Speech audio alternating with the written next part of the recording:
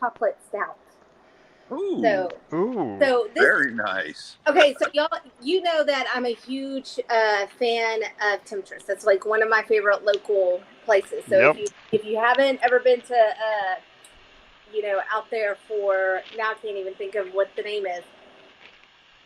Um, oh my goodness. And it's going to bother me because I can't think of the name, but where the Temptress is. Um, this one, Isn't it in Richardson or is it in Garland?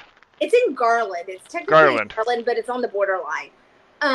This one is from Brooklyn Brewery, and they come out around Christmas time with this special stout that they do. It's phenomenal. I got hooked on it then, and everyone's, so they're starting to quickly become my second favorite stout place.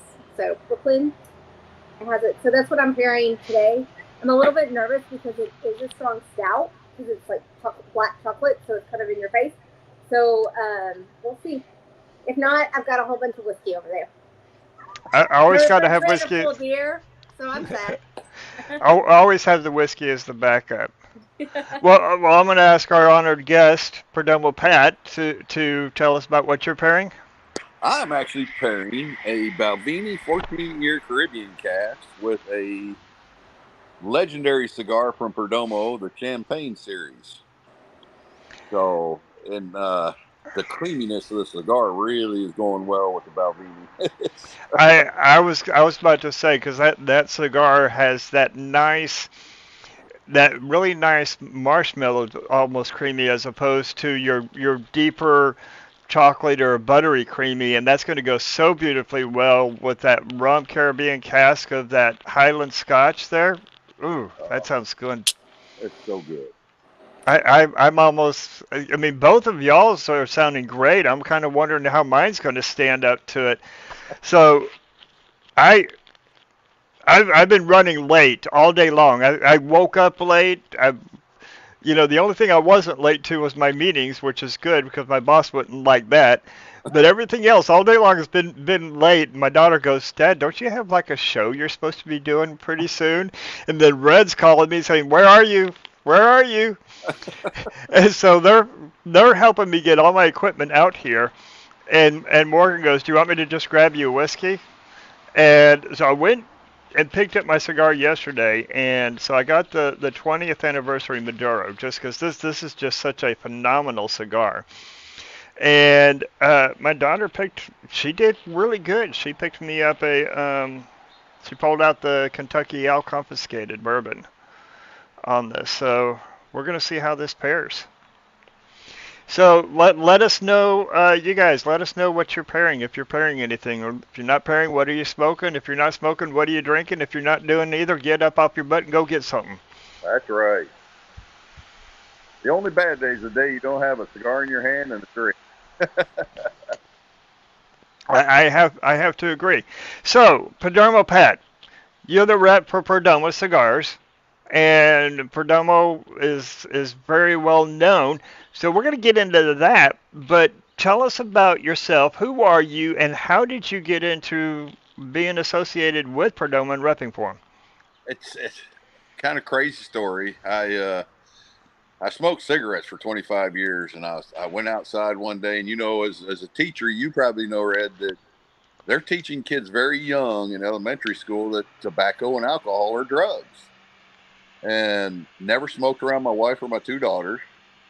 And came home from work one day, and I told the wife, I said, I'm gonna go out to the garage and have a cigarette. And I reached for the door, and my oldest daughter, who's now 25 and a nurse at the Children's Hospital in Oklahoma City, reached for the door, and she was in second grade, and she comes up and she's like, Daddy, Daddy, what, baby?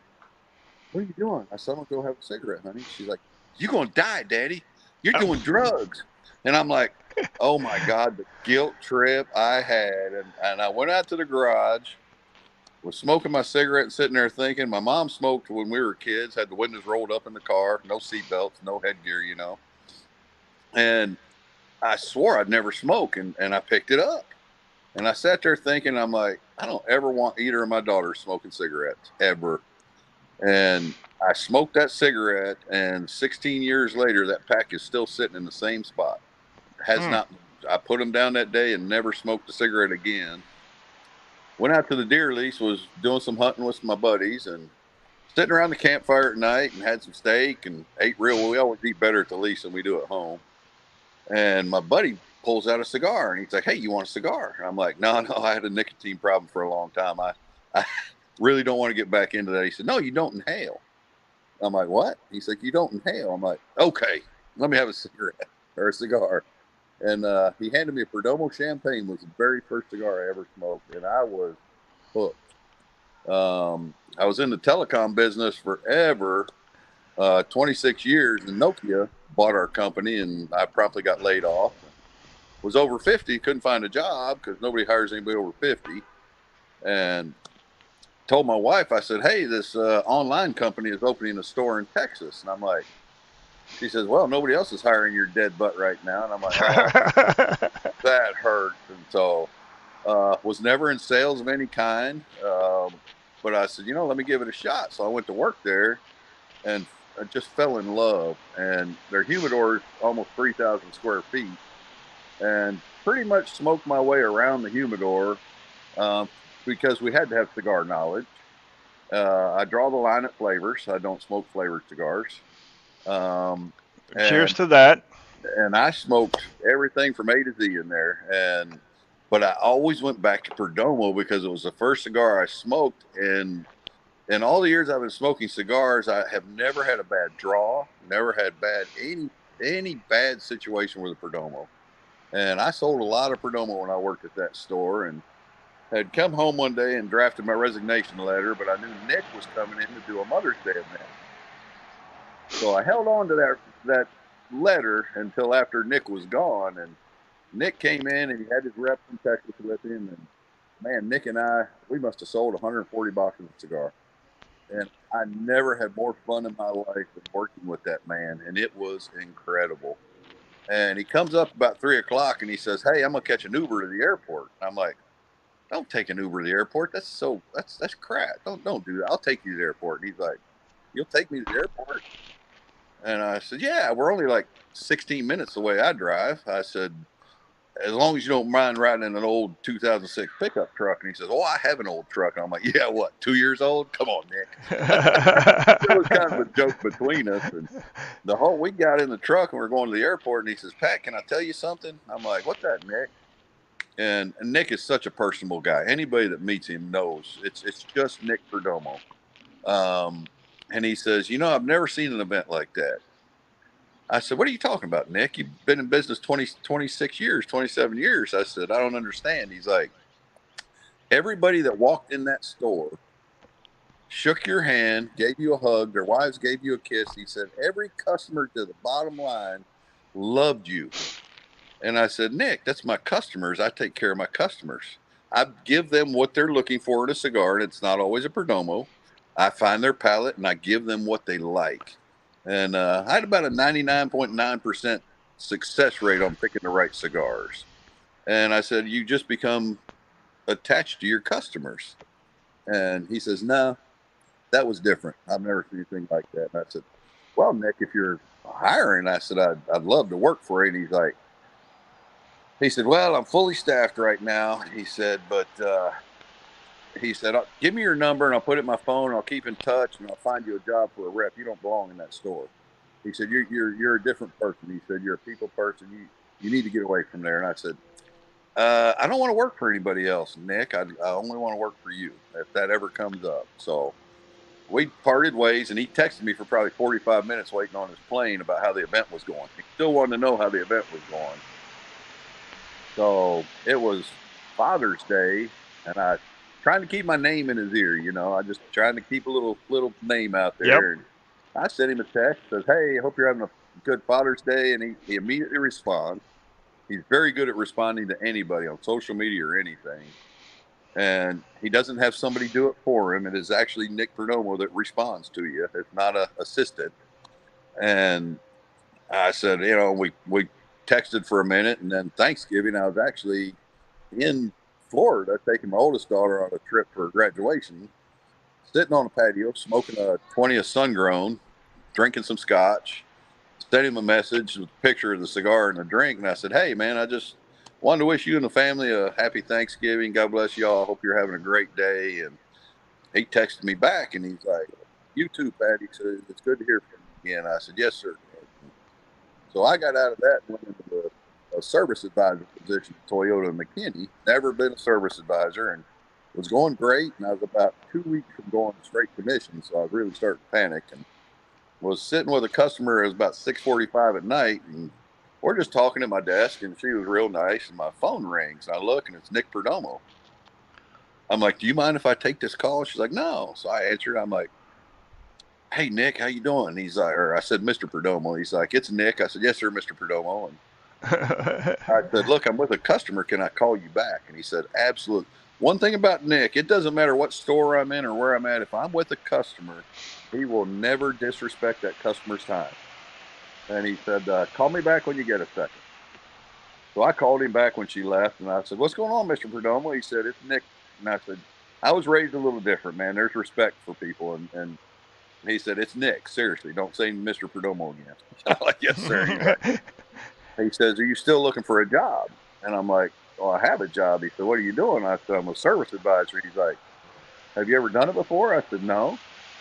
He said, "How you doing?" I said, "I have about 42 customers that trust me now." And he's like, "Yeah, you're just that guy, man." He said, "You're honest. You're a people person." I said, "So what are you talking?" He says, "Well, are you looking for a job with me?" And I literally dropped my phone on the showroom floor and picked it back up. I said, I'm sorry, Nick. I'm sorry." He's like, "No."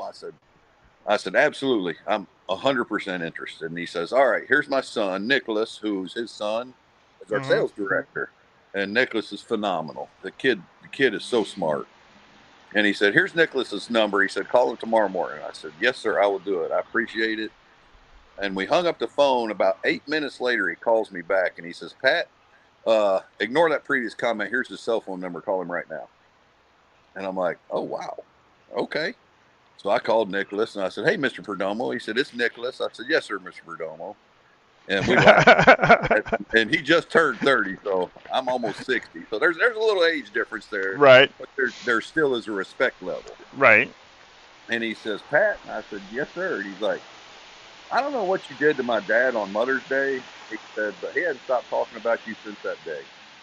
And when Dad sees something he wants, yeah, he pretty much gets it." And he said, "Are you interested?" And I said, "Absolutely." He said, "Well, I'm going to have Arthur Kemper call you, our vice president, in the morning." And Arthur Kemper is the most phenomenal man you'll ever meet in your life. He is our numbers man. He has a mind for numbers like you wouldn't believe. And he called me the next morning and says, "Okay, I'll have you a plane ticket in 10 minutes. And flew down to Miami. And I came in, I had a beard about half as yours. And I even went and had it professionally groomed before I went. And I walked in the door in Miami, and it was on a Sunday. And Nick looks at me and he's like, "What the hell?" I said, "What?" He said, "We don't do beards. We're professional sales guys." And I'm like, "Nick, it's hair. If you have a razor, I'll shave it right in front of you." So I shaved. It hurt too. It took me 50 years to reach puberty, and it hurt shaving that thing, man. But again, it was an I opportunity. need to see the pictures. I'm just curious now because all of the pictures I've ever seen are clean shaven. So I'm just curious now.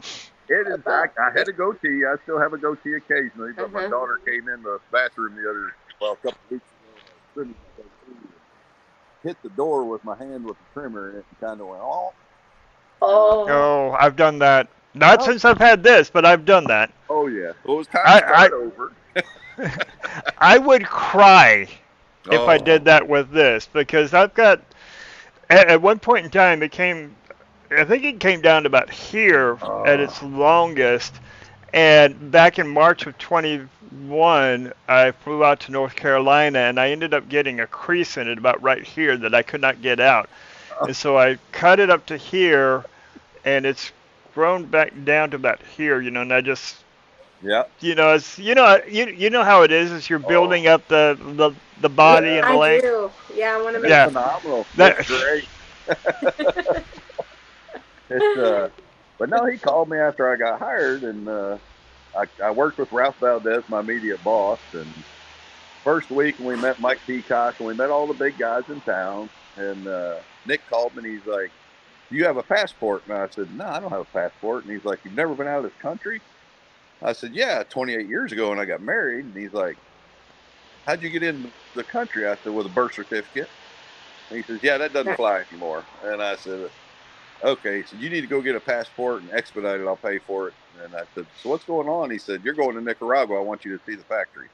Oh wow. It was always a Oh bucket wow. list thing with me. And I'll tell you, I've never been so amazed in my life when I went to that factory. I was just overwhelmed. And a lot of it was with the quality checks. I mean, we have 18 to 20 quality checks on our cigars through the process. Uh, and he doesn't play. He's very serious about it. And I called the place my Disneyland because if you walk around in the factory, there is not a speck of dirt on that floor. It's the cleanest place you ever want to see. He uses stainless steel plates for the rollers because they're very antibacterial and they wipe them down every time. And I mean, he's a very cleanly person. And he keeps saying, he said, "This is a product you put in your mouth." Mm-hmm. And he'll say it over and over. He said, "You put it in your mouth." But it was just all the stuff that we do. People really don't think about it that, they think they roll a cigar, put it in a box, send it to a shop. Oh Oh no. my God. Oh no. There are so many years of aging in Mhm. between the process. And So many hands that have touched it. So many different steps along the way in the process. absolutely. And It's like the shortest amount of time I think in the process is from the time that it goes in, the seed goes in, and you start priming it. yes. And I got to meet Aristides Garcia, who is a legend in this business. Just turned 94 years old. And he's a head of fermentation. And this guy is phenomenal. He does not miss a day of work. So he's 94 and he's still working.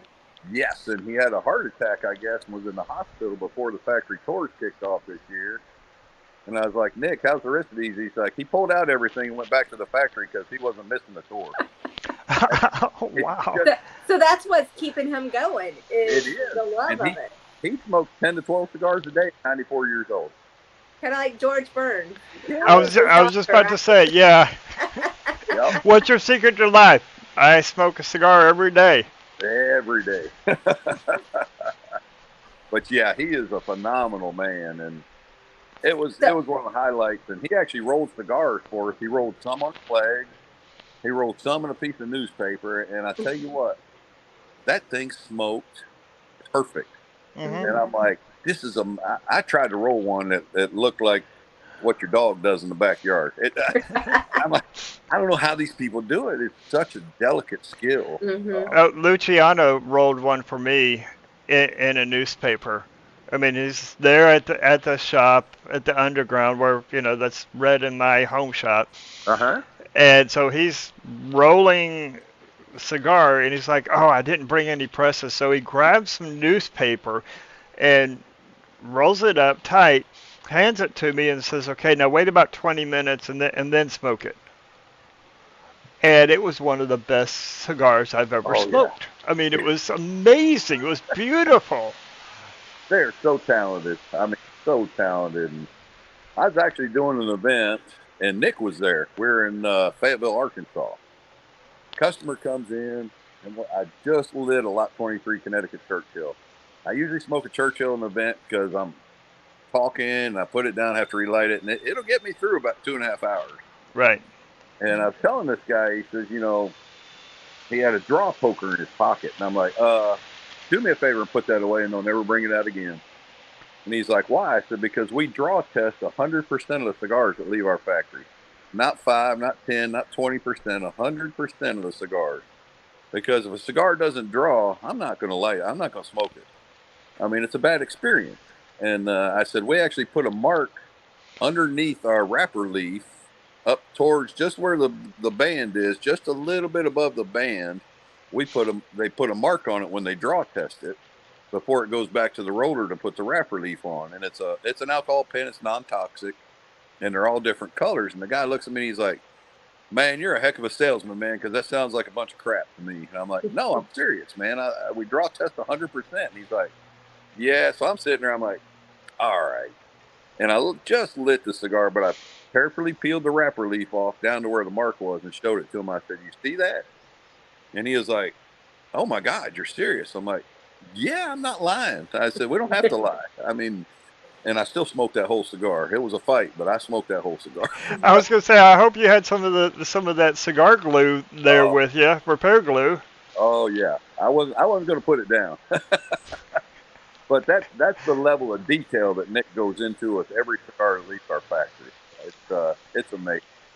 So I'm at an event this past Friday with Dr. Gabby Cappy, and so we're at the Hearsay in Arlington, and I'm smoking his Maduro, which his Maduro was using a Nicaraguan, I think it's a Nicaraguan Habano wrapper on it, and Esteli, not Jalapa.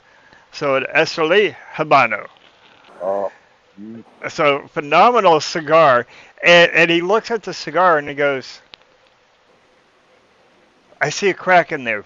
My cigars can't have any cracks in there. And he goes to take it. I said, no. The crack is on me. And he goes, what do you mean? And I said, well, I cut it just a tad bit too deep, so it kind of cracked up at the top. And he's like, I can't look. I can't have this. and I love, I tell this story because I love what you're saying, is because I mean, I've talked with Nick and Gabby, Dr. Gabby, who has his own line, and Rocky and Nish and Carlito and Noel Rojas and Sebastian. Every single one of them put so much care into what they're creating that it's like, okay, Carlito puts out how many millions of cigars a year? And it's like every single one of them is his baby. Yeah, I told Nick. Nick is really big on doing podcasts because Nick likes to be out there. So definitely invite him. He will probably do it. Oh, I will. He was doing a podcast, Meet the Professor, with the Marifels, and Carlito Fuente was on it with him. And Nick always wants us to watch the podcast. It's like, Nick, I'm driving. I can pull over and watch it later. It's literally, I can pull it up and watch it later. He's like, no, I want everybody. So I'm sitting on the side of the road in Arkansas watching the podcast, and I watched the whole podcast. And when we got done, I texted Nick. I said, Nick, I got to tell you, that was probably the most incredible podcast I've ever seen in my life. And he's like, did you watch the whole thing? I said, yes, sir, I did. He said, well, what are you talking about? I said, the level of respect between you and Carlito completely blew my mind. I mean, it was the utmost respect between those two gentlemen. Well, and then you have Jose Blanco in there too, with the professor himself, and Jerafel, the Marifels, and then you've got Melanie over off the side, so she's adding hers. I mean, that was a room of powerhouse people right there. It was fun to watch because it was just the four of them, and he towards the end of it, the boys were saying, well, Nick, because Nick used to make a Cameroon cigar, and it was phenomenal, the La Tricion series. We still actually make it in the Petite Corona because it's the only size primings that we have. And they are phenomenal. And the boys asked him, they said, Nick, are you ever going to make a Cameroon again? He said, how can I make a Cameroon again when Carlito bought all the tobacco? And Carlito says, yeah, and I'm not giving it up, Nick. But it's just you listen to those two talk, and it was just, oh my God, it was phenomenal. But it's the industry. I mean, it's the level of respect they all have for each other. I think that's one of my bucket list items for Ash Red and I to be on Meet the Professor.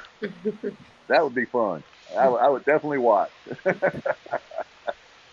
And I try. I'm in a lot of hotels a lot of times, and I try to get on and watch a lot of the podcasts if I can, because it's fun to see what everybody's putting out there. It is. So, So talk to us through. We've got three different cigars mm-hmm. that from the Perdomo line. You've got the champagne, which is a classic. I've got the 20th anniversary, Okay. Yeah. There you Oh, beautiful. go. No. and that is that the champagne as well, No, right? that's the Habano. That's The That's the the Habano. yeah. yeah. Yeah, so what she's got is I call it a medium body cigar. Mhm. But the chocolate and cocoa notes that come out of that thing are just phenomenal.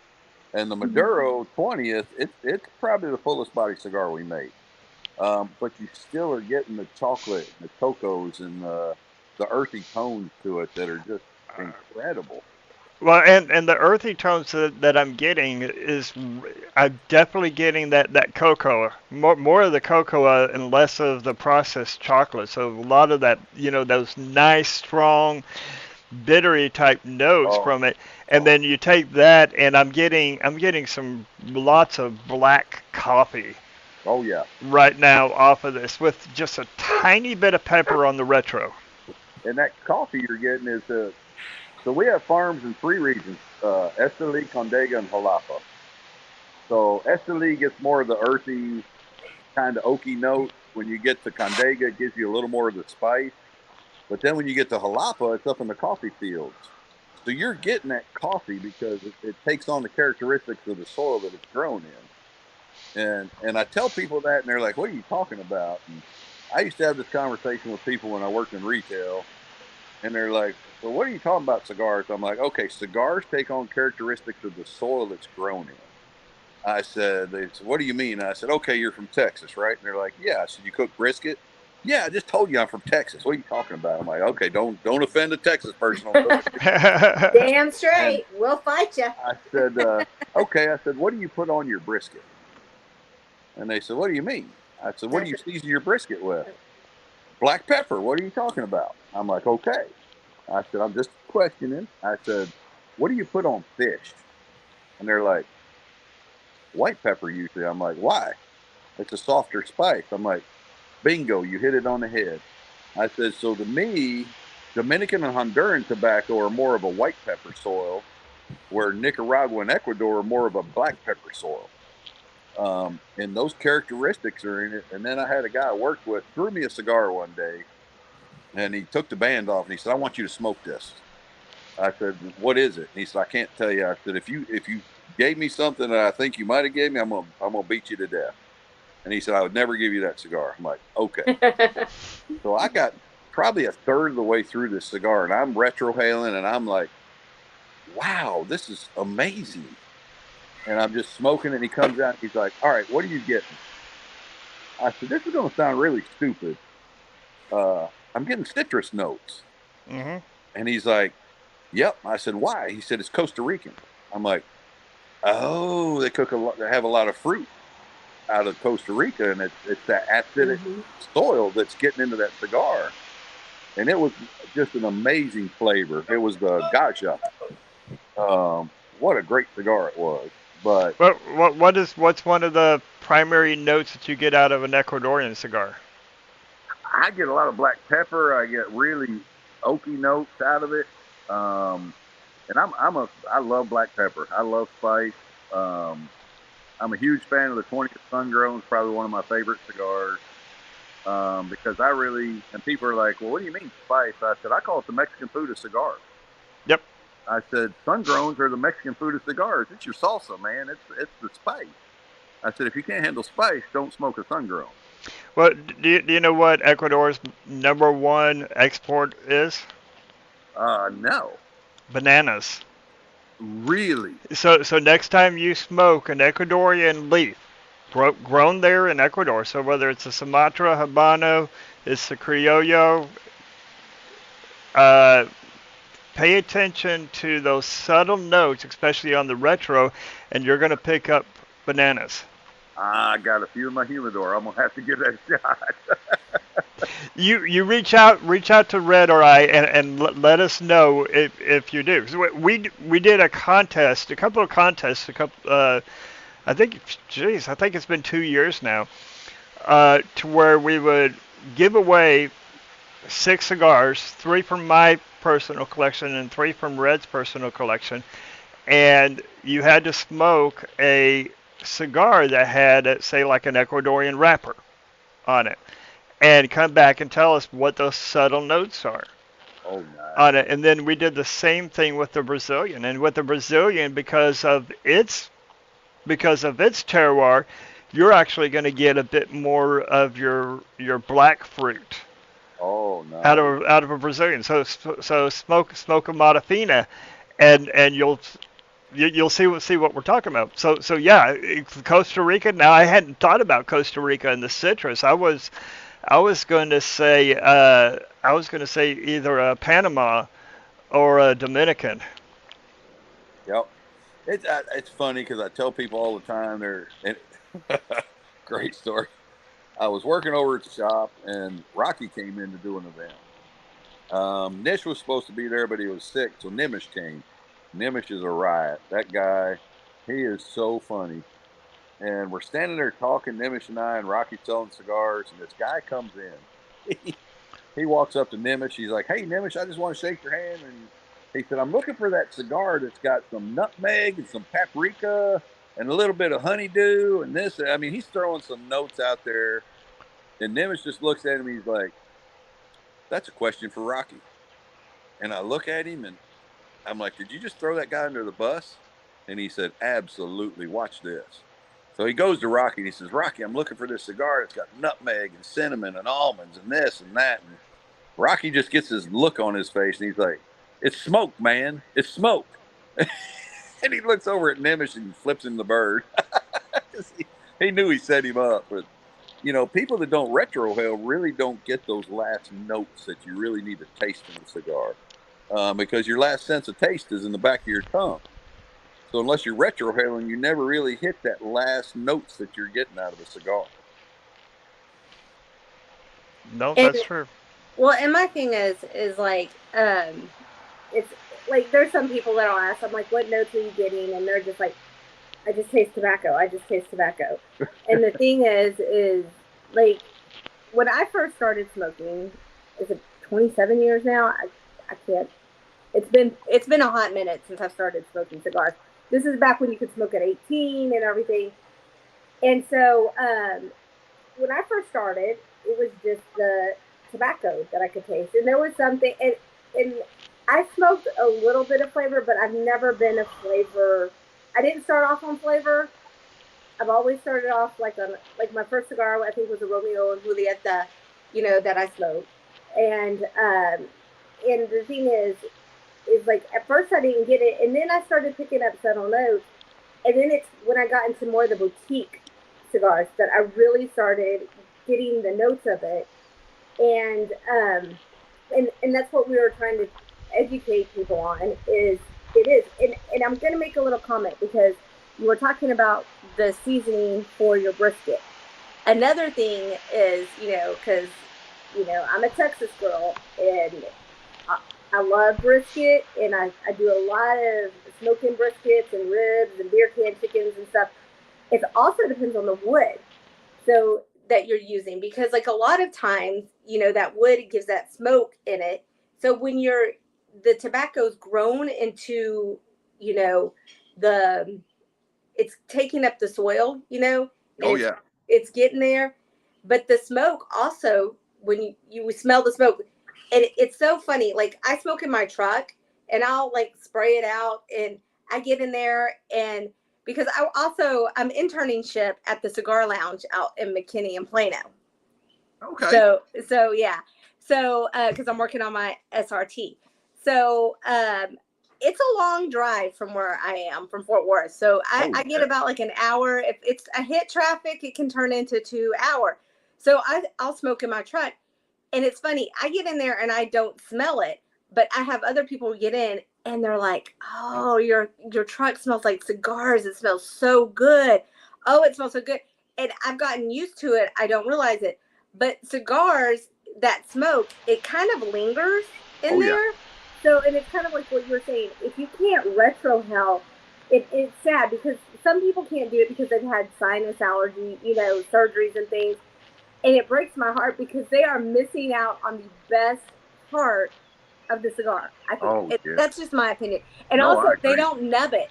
That's like another thing. Is like if you don't nub, go to the because like I've seen people chunk out cigars. They get to the band and they chunk it out in the ashtray, and it's like I want to cry. It breaks my heart, and I'm like, you can remove the band and you can smoke past it. In fact, you're missing the best part because seriously, the best part of the cigars are when you're nubbing it. See, I'm not used to this, so when you're nubbing it and you're getting to the cap, that's the best part of the cigar. I don't know. That's just my thought. That last third is phenomenal. And it's one of Nick's biggest pet peeves. And if he sees people doing it, he really kind of gets upset. And he believes that, and I tell people all the time, because you get guys that when they get a cigar, first thing they do before they light is take the band off. Oh. What they don't realize is those people that are putting those bands on, if they're a little overzealous with the pectin, it sticks to the wrapper leaf and you make a hole right there. So Nick always tells people, and he says, look, if you cannot move the band freely before you light a cigar, don't take that band off. Smoke all the way up to the band and it heats up the glue and then it comes right off. And yeah, when I was on the factory tour, Nick likes to have fun with people on the tour, and he always picks one person he'll like to pick on the whole time. And we had a guy on there from Alabama. Well, you got to pick on someone from Alabama. I mean, there you go. He My had mom's the old from Alabama, so I can say dirty, that. grungy cowboy hat on, and he sits there, and we just got on the bus to head up from Managua to Esteli, and Nick's like the tour guide. He had his little speaker and microphone up front, and Nick's talking about, oh, look on your right, you'll see the active volcanoes, and this guy lights a cigar and immediately puts it in the corncob pipe.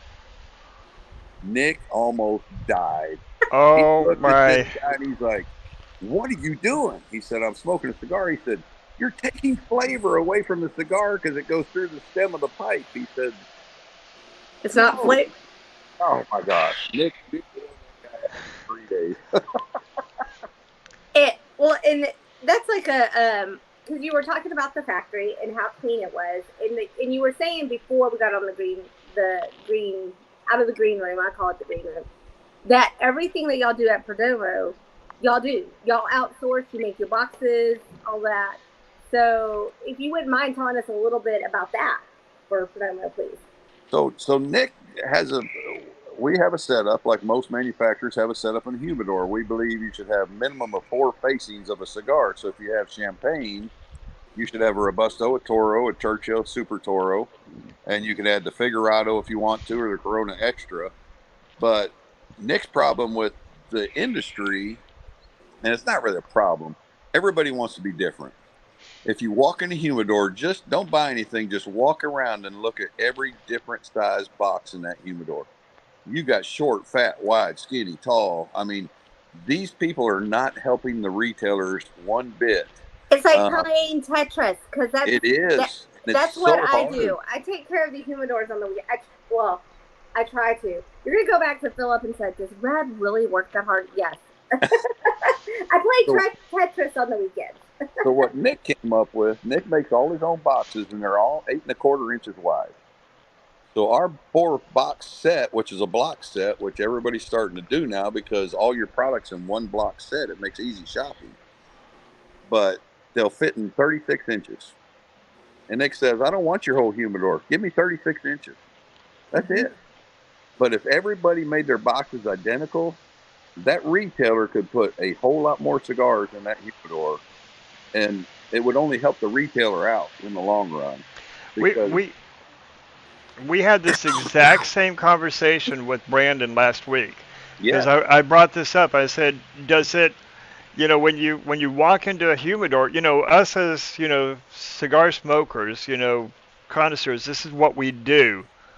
Red and I are on one side of the business, you're on another side of the business, but we smoke cigars. And I walk into a humidor and I see 20, 30 facings of the same brand, I'm like disappointed because I want to see more variety. That way I could, hopefully find something that I haven't tried, maybe a different Vitola that I haven't Mhm. tried. And I asked Brandon, I said, is that beneficial to the brand, or is it detrimental to the brand?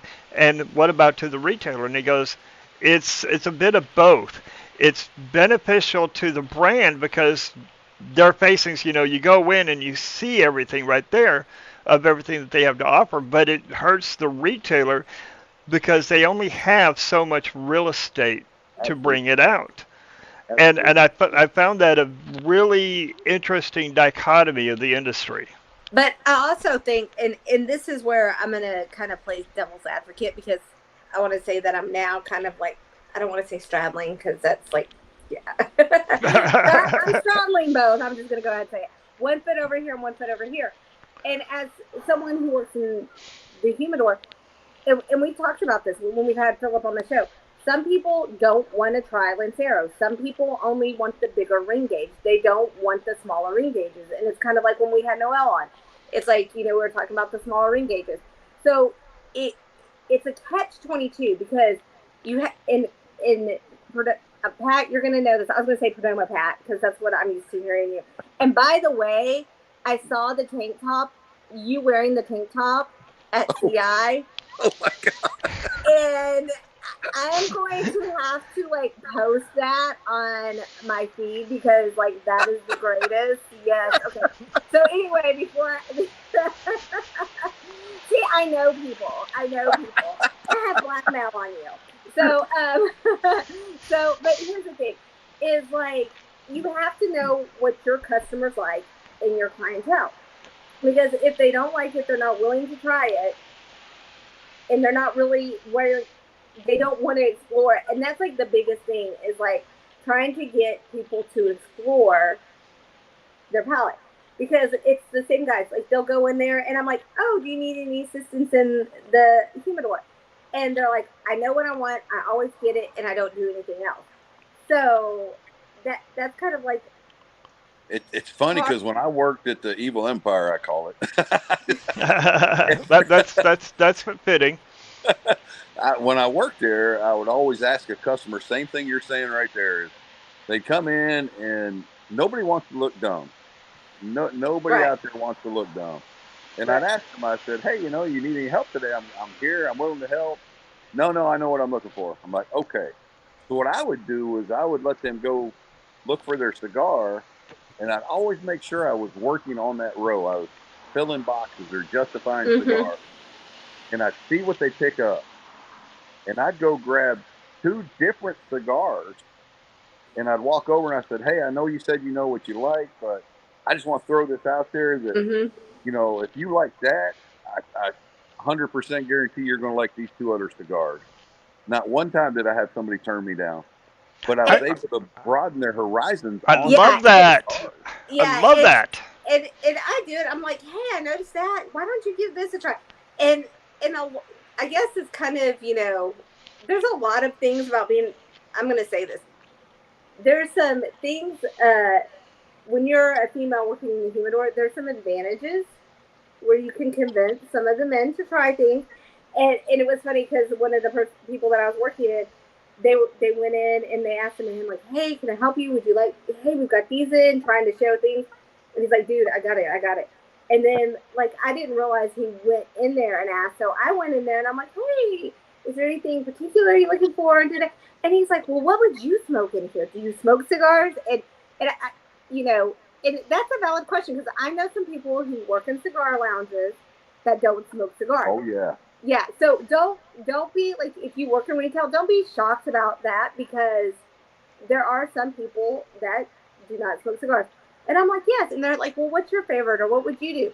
So I told them that, and it was funny because he ended up smoking the selections, and then he goes, that I chose.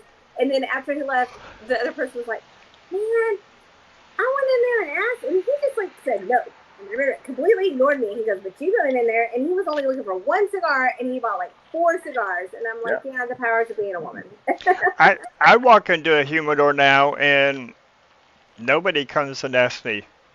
And that was like, well, I I have that too because I went into one and they're like, we I know you know your way around a humidor, but it was really nice that they still came in and they're like, I know you know your way around a humidor, and he goes, I actually follow you, and I'm kind of a fan, but I was just wondering if you had any questions, which is something that I appreciated Oh, because yes. yeah, that was really cool. But my thing is it's always good to explore your palate and to kind of look for something new and not always go for the same thing. Absolutely. But I will say the people that because you've been into the lounge, of course, you've done things. So we have our section, our shelving for Perdomo, and it's like the guys always go there. It's like it is one of our best selling sticks at the lounge. So and I think that's like anytime people go in, they know because they know what they're going to get. It's a they don't have any construction issues, and that's what they say. I know what I'm going to get. I don't have any issues with it, so they get it. In one of my cigar groups, there's this one guy, and I've tried for at least a year, maybe more, to try to get him to try something other than just Perdomo. And he's like, "Do you have something against Perdomo?" I said, "No, I love Perdomo cigars. Are you kidding me? They're great cigars. I'm just trying to get you to explore something beyond of what you've been trying." And he goes, "Okay, I'm willing. Can you recommend a different Perdomo other than these?" That's one of Nick's biggest jokes is he gets asked all the time because everybody comes out with a new cigar. Everybody all the time. I got this and this. And I was doing an event with Nick, and a guy comes in. He says, "You have anything new coming out?" And he says, "Have you tried everything I made?" And he's like, "No." He said, "Well, everything you haven't smoked is new to you." And Exactly. That's he's a great point. 100% right. But I had a girl that I used to work with at CI. Laura was awesome. She'd been around the cigar shop for a long, long time working retail. And she told me when we were training one time, she says, "Pat, I'm going to tell you something." I said, "What, Laura?" She's like, "Don't ever disrespect a girl that walks in this shop." And I said, "What are you talking about?" "Don't immediately take them to the flavored cigars." And I Right. said, "Why?" She's like, "Women can smoke stronger cigars than men." I said, "Okay, I got to know. What are you talking about?" And she said, "Women's hormones break down nicotine differently than men." And I'm thinking, yeah, whatever. But I had a girl come in one day and she's like, "Hey, I'm looking for a strong cigar." And I was like, "All right, I got one for you. Let me pull up." I gave her a double digger. Oh my. She went out in that lounge and smoked that whole cigar and took 4 more home with her. And I was like, that cigar almost killed me. I hadn't eaten lunch and I was standing there holding on to the register. I'm like, I think I'm gonna pass out. A little sugar pack, and I'm like, this girl's got 4 of them. I'm like, holy smoke! So, What's funny is the okay, so just like wines, you take a red wine and you let that red wine rest for a bit. As it ages, those tannins start settling down a little bit. And a cigar, you let that cigar rest for a little bit.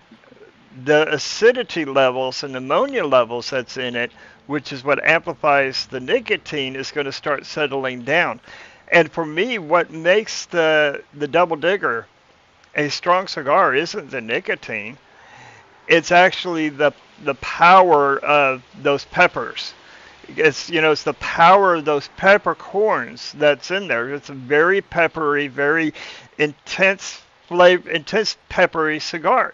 That's what makes it strong for me. It's not, because LFD does a good job with how they produce their cigars, and it's the nicotine. it's I don't know. It's and interesting. I have an old customer of mine. He goes to the lounge in McKinney, I won't call him out. Love the guy like a Oh brother. man, you should tell. You're gonna have to message me later. If I tell you what he smokes, you'll probably know who it is. And every time I'm in there, he comes in. I was like, "Hey, brother, can I share a cigar with you?" He said, "Pat, you know better than that." And I said, "I've been trying to get you off of Jaime Garcia's for I don't know how long, man, and you will not do it, man. You're killing me." Yeah, I And know who you're talking about. I know but exactly who you're talking about. yeah, oh yeah, but he loves it. And I saw him yesterday. I was in the lounge of Mechanic yesterday, and You missed me. oh, he came in, and as soon as I saw him walk up, I ran up and locked the door, and he's like, here we go. Yeah, But I like that. I know who you're love to talking have about. fun with the customers because my interaction with their customers, with the stores, is huge for our business. If you don't interact with the customer, you're not helping your product. But I like to sit with the customers and talk. And I was at the cigar lounge up there in McKinney yesterday for, I hate to say 3 hours almost, but I enjoy so much talking with those customers and just spreading the word about cigars. And it's I mean it's huge. When I'm down in Plano at the lounge in Plano, you can't smoke in there. When I'm working my section in the humidor, I wipe everything down, I fill boxes, I clean, do everything I'm supposed to do, or Nick would shoot me. And every time a guy walks in the humidor, I always go to help him. I don't work for Philip. Actually, I do work for Philip. I work for all my retailers. But it's just if you don't like my cigar, I want to sell you a cigar. And by doing that, I help my store. And a lot of them I was in a shop in Granbury, and the guy that was working the shop, he likes cigars, but he really doesn't know cigars. And he had a guy come in one day, and he says, "What can I help you find?" He said, "Well, I'm being deployed to overseas with the military, and I'm going to send some cigars to my buddy. And then in 2 weeks when I leave, I'm going to come back and get some more, and I'm going to take them with me when I get deployed." And he's telling me, "So what can I help you find?" And he's talking to him, "Well, this," and he's like, and I could hear him stammering. He didn't know what he was looking for. Well, the guy working was like, had no clue. And I said, "Hey, Steven, sit down, man. I got this." And he's like, "What?" I said, "Take a seat. I got this, man." So I went around there and I helped this guy buy cigars, and he got up to the register, and the owner actually came in. He was out running errands, and he looks at him. He's like, "Look at this. Pat just had the highest sales since we've been open in one customer. Look at this." And I said, "Know something, David?" I said, "There's not one Perdomo in that bunch." And he says, "What?" I said, "He's not a Nicaraguan fan. He does not like Nicaraguan tobaccos." I said, so I sold him what he liked, and he came back in 2 weeks later, and Dave shipped the cigars for him because one of our armed forces, and shipped them for him. He said, "I got you. I'll ship your cigars. Don't worry about it." He came back in a couple weeks later, and he says, "Oh, you ready to get some cigars to take with you?" He said, "Yeah, is that guy that works for you still here? Because I need to talk to him." And Dave's like, "He doesn't work for me. He's my Perdomo rep." And he's like, "Oh my gosh!" But if he liked Nicaraguan, I'm gonna sell my cigars because I still think we make the best cigars in the industry. And I'll stand by it every day, all day for Nick. I mean, it's my beliefs. And So but if it's not your palate, I mean, I don't want to lose a customer. I'd rather them be happy. Right. So that's one thing that we haven't touched on. We've only talked about like what we are smoking. So we need to go through because there's more than just these three. Because like as I said, you take up a whole facing on our lounge. So out with the 10th anniversary Sun Grown and the 10th anniversary Maduro in July 2020. The old 10th Maduro was called the Noir. And I still catch heat that he took that cigar off the market because there were a lot of people who liked it. And I said, "Look, man," I said, "Y'all, this was part of pre-predication.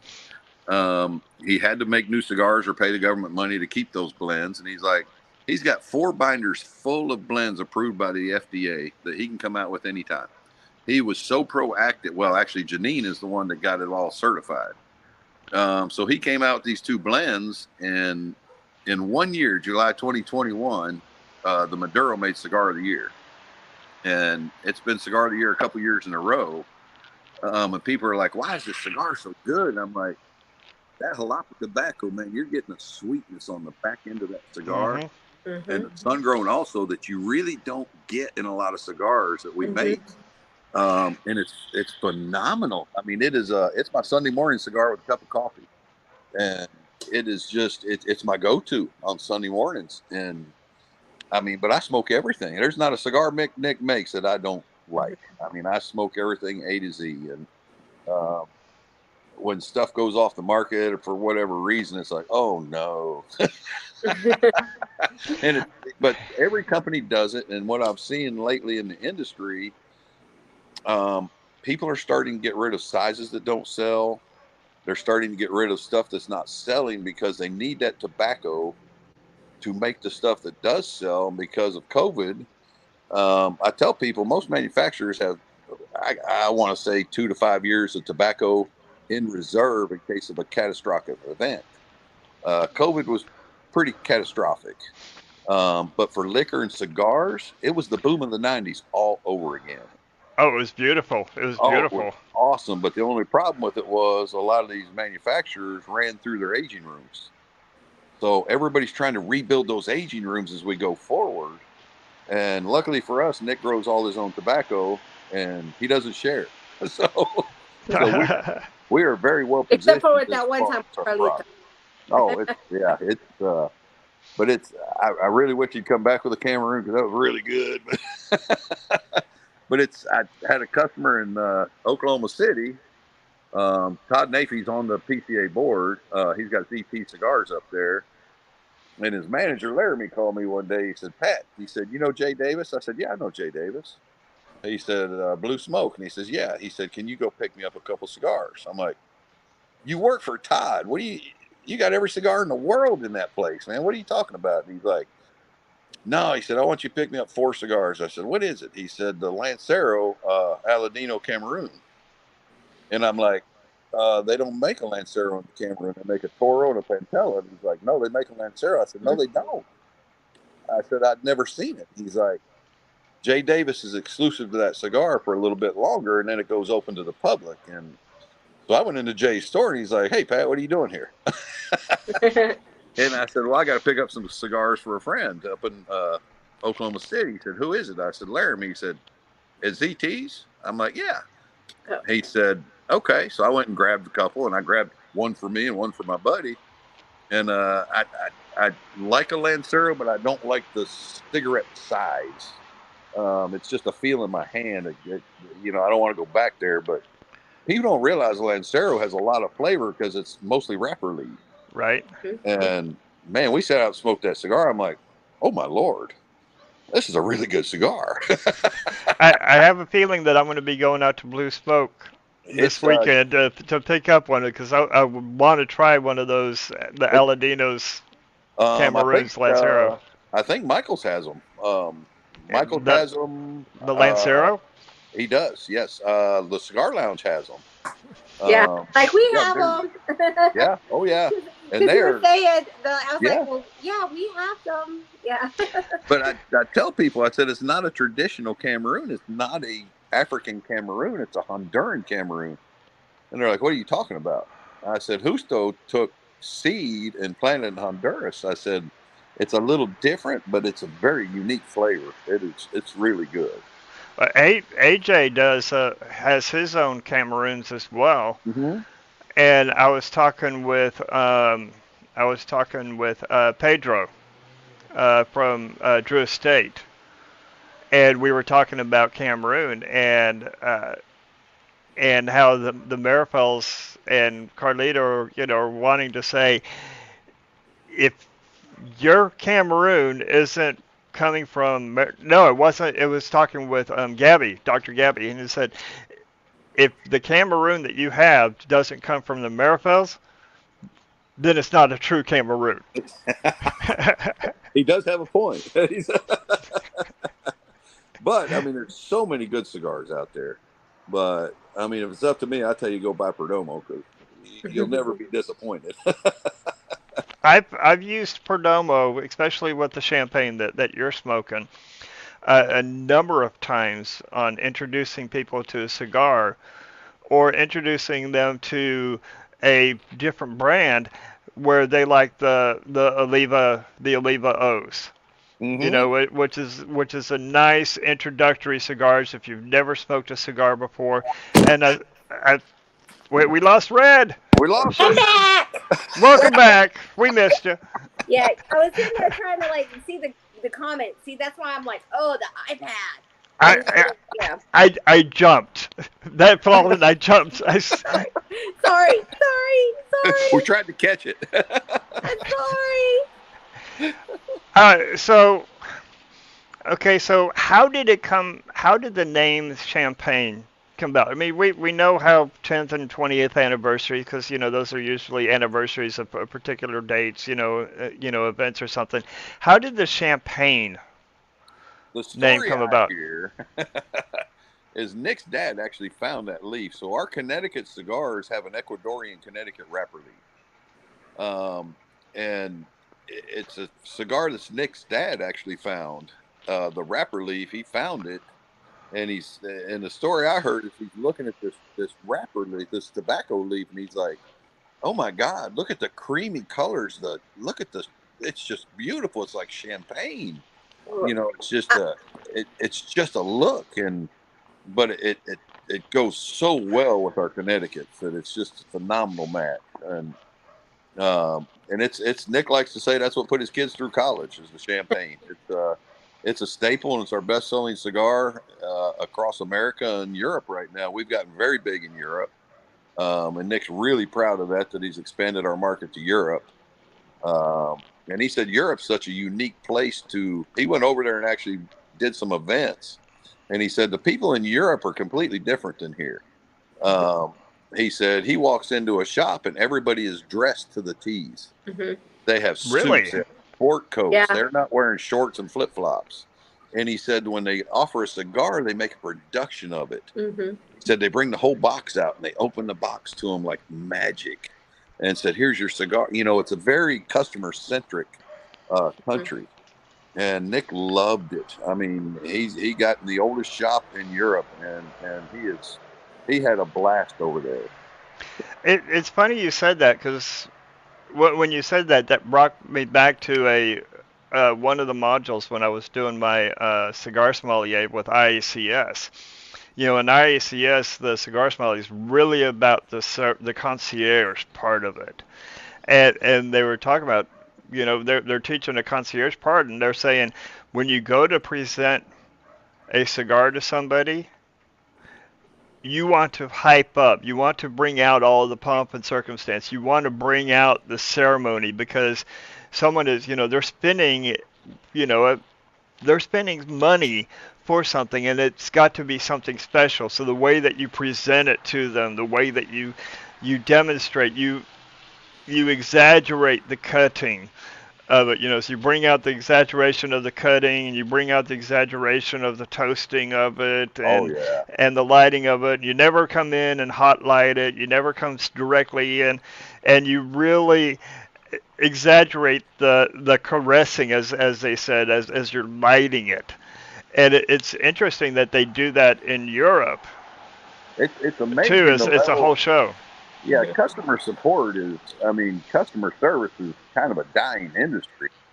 And to me, that's the highest level you can do is customer service. I mean, So that brings me to a question that I kind of wanted to ask. Graveyard didn't even know. I didn't discuss this with him. So what is y'all's opinion about when you go, because here in the States, you go into a lounge, you pick out your cigar, you get it, and then you take it and they bring it out for you. What is your opinions and thought about whenever you go into a shop, you go into the humidor, when the salesperson is handling the cigars for you? I kind of like that level of service because it shows that they care and they're actually in there to help you instead of just standing behind the register and waiting to check you out. Like you're just another person to them. Mm-hmm. And really, COVID, believe it or not, brought that out in a lot of situations because you don't want people in there fingering your cigars. Right. Especially. I I'm going to say this right now because I've seen, and excuse the French, okay? Because I'm not a typical woman. I'm classy and I'm a lady, but I got a potty mouth, okay? I don't like. I've seen people like literally finger fuck the cigars, and I'm Oh like, my God. Sticking it in their nose. I mean, are and they you try to smell it serious? through the cellophane, and I'm like, you can't smell it. Oh my And I god. had a guy actually put one back in the box one day, and I was in Tulsa, and the guy grabbed a Padron, and he's sticking it up to his nose, smelling it, and then he sticks it in his nose, and I'm like, he goes to put it back in the box, and I said, I'm sorry, sir, you're going to have to buy that cigar. He said, what? I said, you stuck it in your nose, man. I said, there's no cellophane on that thing. I mean, what's wrong with you? Somebody else is going to pick that up and have your, excuse my language, but boogers on their cigar. I Yeah. mean, give me a break, buddy. Come on, man. I went out to 8 cigars when I was the lounge that's there in the World Resort in Vegas. I was there for Whiskey Fest back in December, and yes, their prices are exaggerated massively. One because they're dealing with a 16% sales tax there in Oh, Vegas, Yes. Mm-hmm. but as far as on the talk about customer service, the lady that was working the humidor, she let me pick out my cigars, and I picked out what I was, and she goes, and which one are you going to smoke with us? She goes, are you going to smoke with us tonight? And I said, yes. And she goes, well, which one are you going to smoke with us? And I told her, so I'm going to smoke this one here, and I'm going to go back there. I'm going to find a drink to pair it with. And she goes, okay. And she goes, what kind of cut would you like? And I said, oh, I've got my cut. And she goes, no, what kind of cut would you like? And I said, well, I would like a perfect cut. And she goes, okay. She pulled out a perfect cutter, and cut my cigar for me, and then didn't even ask me if I wanted her to light it for me. She just immediately and just started lightly toasting it and caressing it and getting it to a nice white ash, and where the cherry is just starting, and she goes, "Here you go, sir," and hands it to me and that's that. says, "Okay, I thought you were saying she put it in her mouth and took a no, hit no, on no, it. I was about to be disgusted. no, no." So Unless she she was pretty, and she was, but and he would have been like, you couldn't smoke it. I've been like, you can smoke it and come sit next to me. And then, immediately she said, so, take a draw and then tell me what you're going to pair it with. And so I took a draw and I said, okay, I know what I want to pair it with. And she said, what do you want? And so I told her, so I'm going to go with a standard rye old fashioned. And she goes, okay, I've got that order for you. And you go in there and have a seat and they'll have it for you. And it was just a full service. It's awesome. I love It that was service. incredible.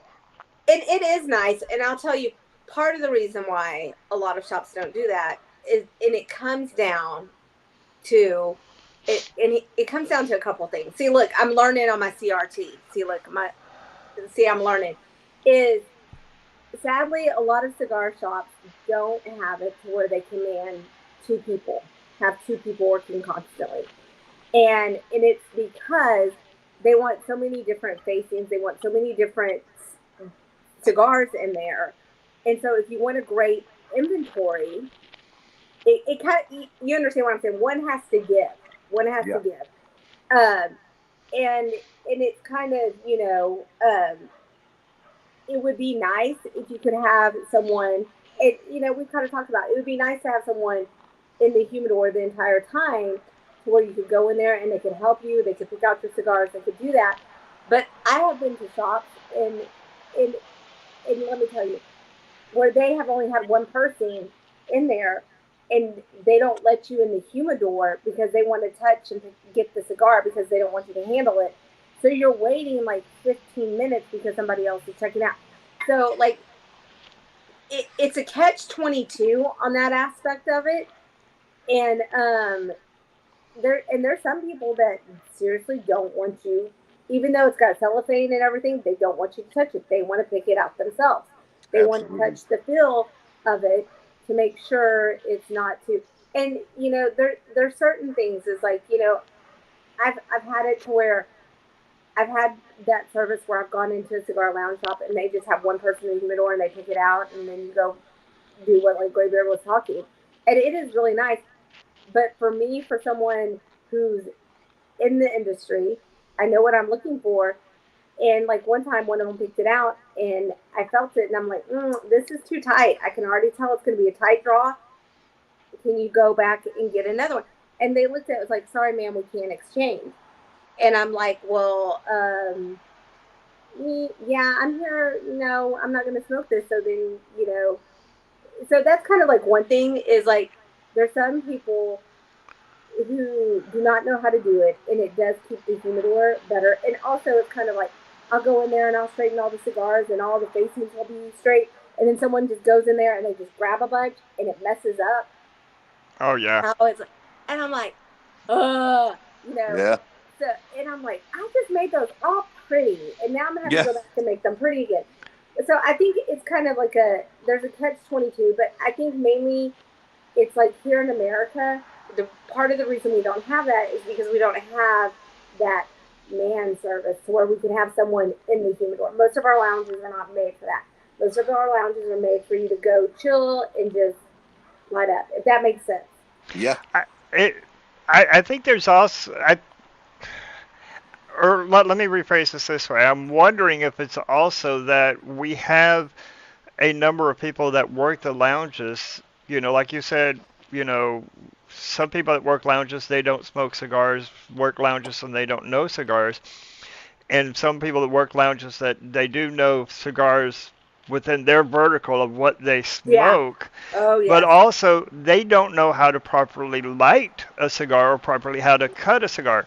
I've I've gone into a couple lounges, and there's a lounge, and I'm not going to mention the name, but they are up in that North Dallas, Frisco, McKinney area, and they cut it and they lit it, and then they wanted me to go ahead and take a puff on it and could finish lighting it, and it's like while I'm drawn in on it, it's like no, I don't want to do that, and they're like why? It's like because when I do, I'm drawing that flame in Yeah. and I'm burning those Burning. oils as I'm come in. And Yeah. he goes, no, it's not. And I was like, dude, I got it from here. Thank you. I appreciate it. Mm-hmm. And I think it's because so many of our shops don't have people that go through the CRT. They don't go through the CST. They don't go through the IACS. They don't go through the training or learn on their own of Mm-hmm. what's a proper way to cut a cigar. Not every cigar needs a guillotine cut, V cut, or a Right. punch cut. It depends upon the vitola. Yeah. And not every cigar, I mean, do not ever have me put a cigar up to, cigar and light it and suck the flame in because Yeah. that's not an enjoyable experience. But so many people light their cigars that way. Yeah. Yeah. Yeah. It's a lost art. I think it's kind of like a lost art for it. But so Yeah. I'm actually. oh, go ahead. Sorry. Oh no, we got a new shop opening in Sherman, downtown Sherman. His soft opening, I think, is this Saturday. He's got a beautiful bar. It's a beautiful spot right in downtown Sherman, and I went out to set my product up in the shop, and I think he should have his CO this week some point. And I told him, I says, when's your soft opening? He says, we're having a craft beer festival downtown Sherman on Saturday. And I said, are you going to be open for it? And he says, yes, that's going to be my soft opening. I said, well, I'll tell you what, I'll come out from 4 to 6 on Saturday. And I said, I'll work your humidor for you. And he's like, you do that? And I'm like, absolutely. I said, because then I can help educate people and educate his people on the proper ways. And, and he's like, wow, nobody's even offered. And I'm like, no, man, I'm here. If you need me, I'll come out and help you. I'm here in McKinney. It's not that far. So, I mean, to me, it's awesome to be able to go and help a customer because I went and got the tobacconist book and I educated myself even after I knew cigars. And I am a retail tobacconist and I've taken the master tobacconist test. And I tell all my guys that working in stores, I said, look, man, I said, go on Amazon and get the tobacconist handbook. Mm-hmm. Mm-hmm. I said, you can never be overeducated. Exactly. I mean, keep learning, because there's so much that you will learn from that, regions, growing regions, everything you want to know, but never stop learning, never stop asking questions. Mm-hmm. Because there's people that do know that are willing to help you if you ask. And they don't even have to ask me. I'd jump in with both feet. And I don't, I mean, it's just part of providing a good smoking experience. Mm-hmm. And I And was at, in the end, that's what we all want, right? yeah. I mean, we were having an event one day at CI, and this kid comes in, and I keep my eye on everything. And he was out on the patio, and he couldn't have been 22, 23. And he was drunk. And I mean, his eyes were like glassy. And Oh he my. comes in and tells me, and he's like, I want this cigar. And I said, well, let me ask you a few questions, you know? And he said, what? I said, have you ever smoked before? And he says, no. I said, have you dipped? No. Have you smoked pot? Have you smoked a pipe? Have you smoked anything? Dipped snuff? And he's like, no. I said, sir, you don't have a nicotine palate, and I really don't want to sell you that cigar. And he's like, my buddy told me I wanted that cigar. That's the cigar I want. That's what I said, oh, okay. All You gonna right, man. throw up? Yeah, you sealed it right there. So I went and got Whew. him the cigar, and I gave it to him, and I watched him. I looked at our bartender, and I said, hey, man, he's cut off, man. I'm making the call. He's cut off. And he's like, what? I said, cut him off. I said, he only gets water. And he said, all right. So he goes back to the patio, and he likes this thing. He didn't even get the first third through this thing, and throwing up everywhere. Oh And my.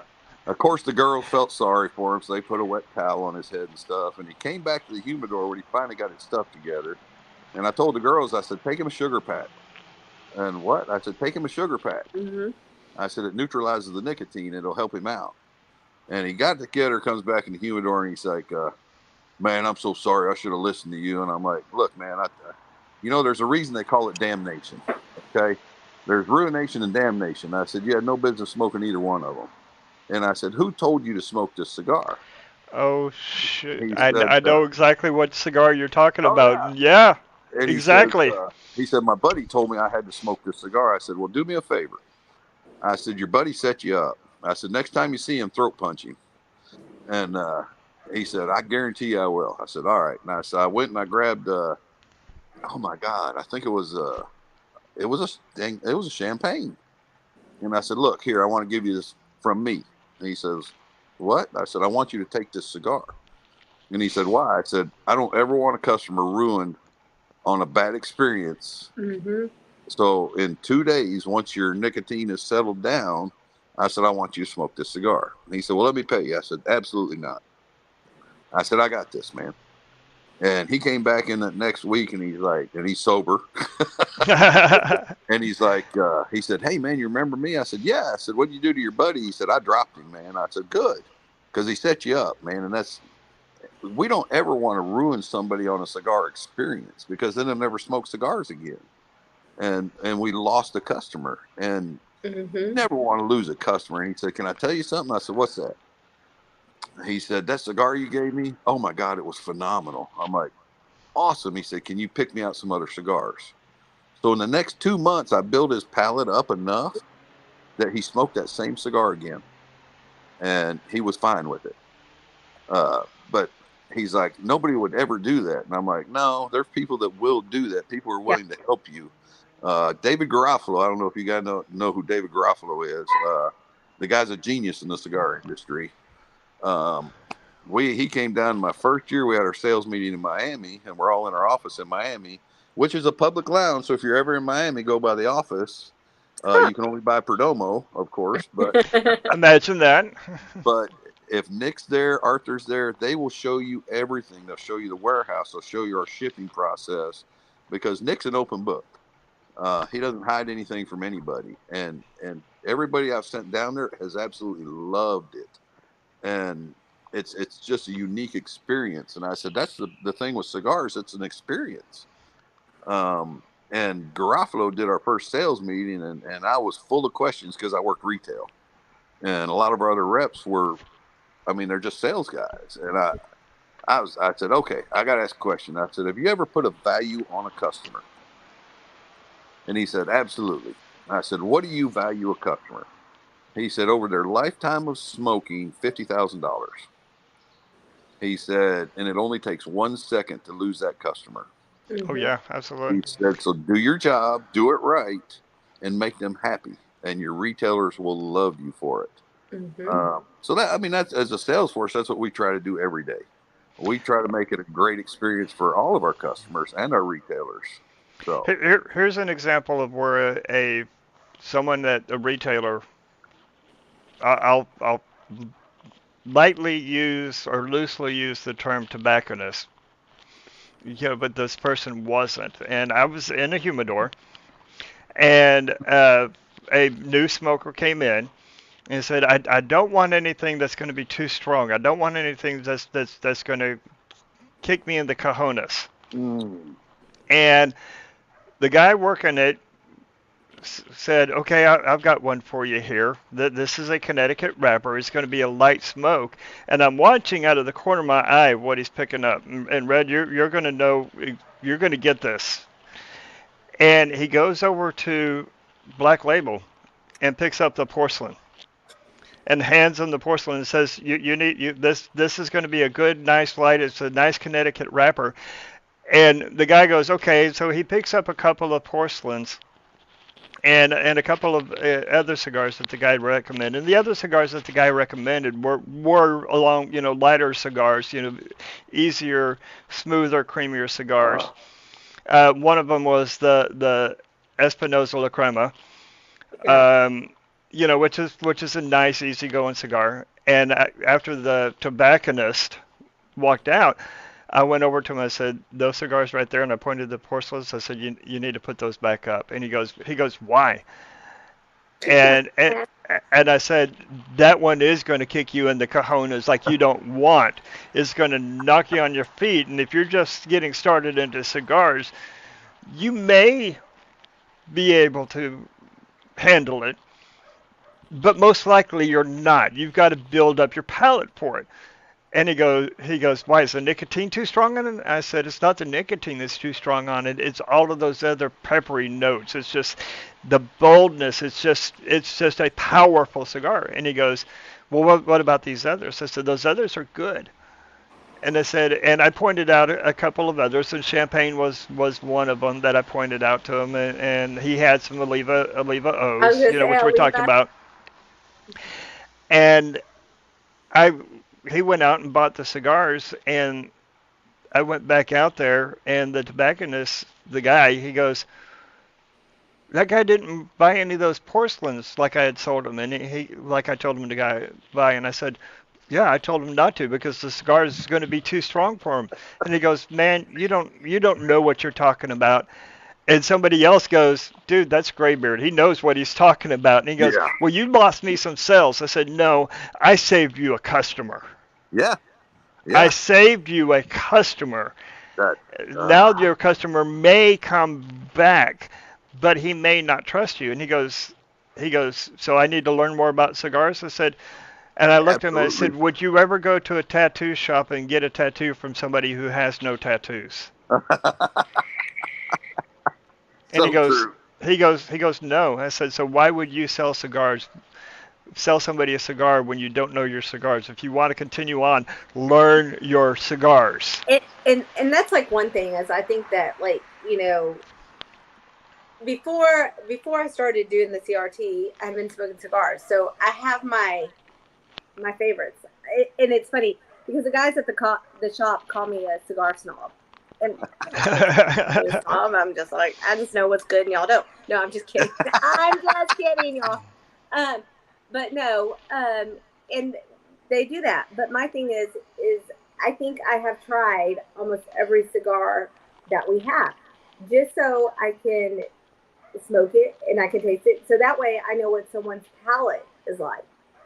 And that's the importance of, like, you were talking about how the soil takes on the characteristics. Like cigars, they're very porous, they're very open.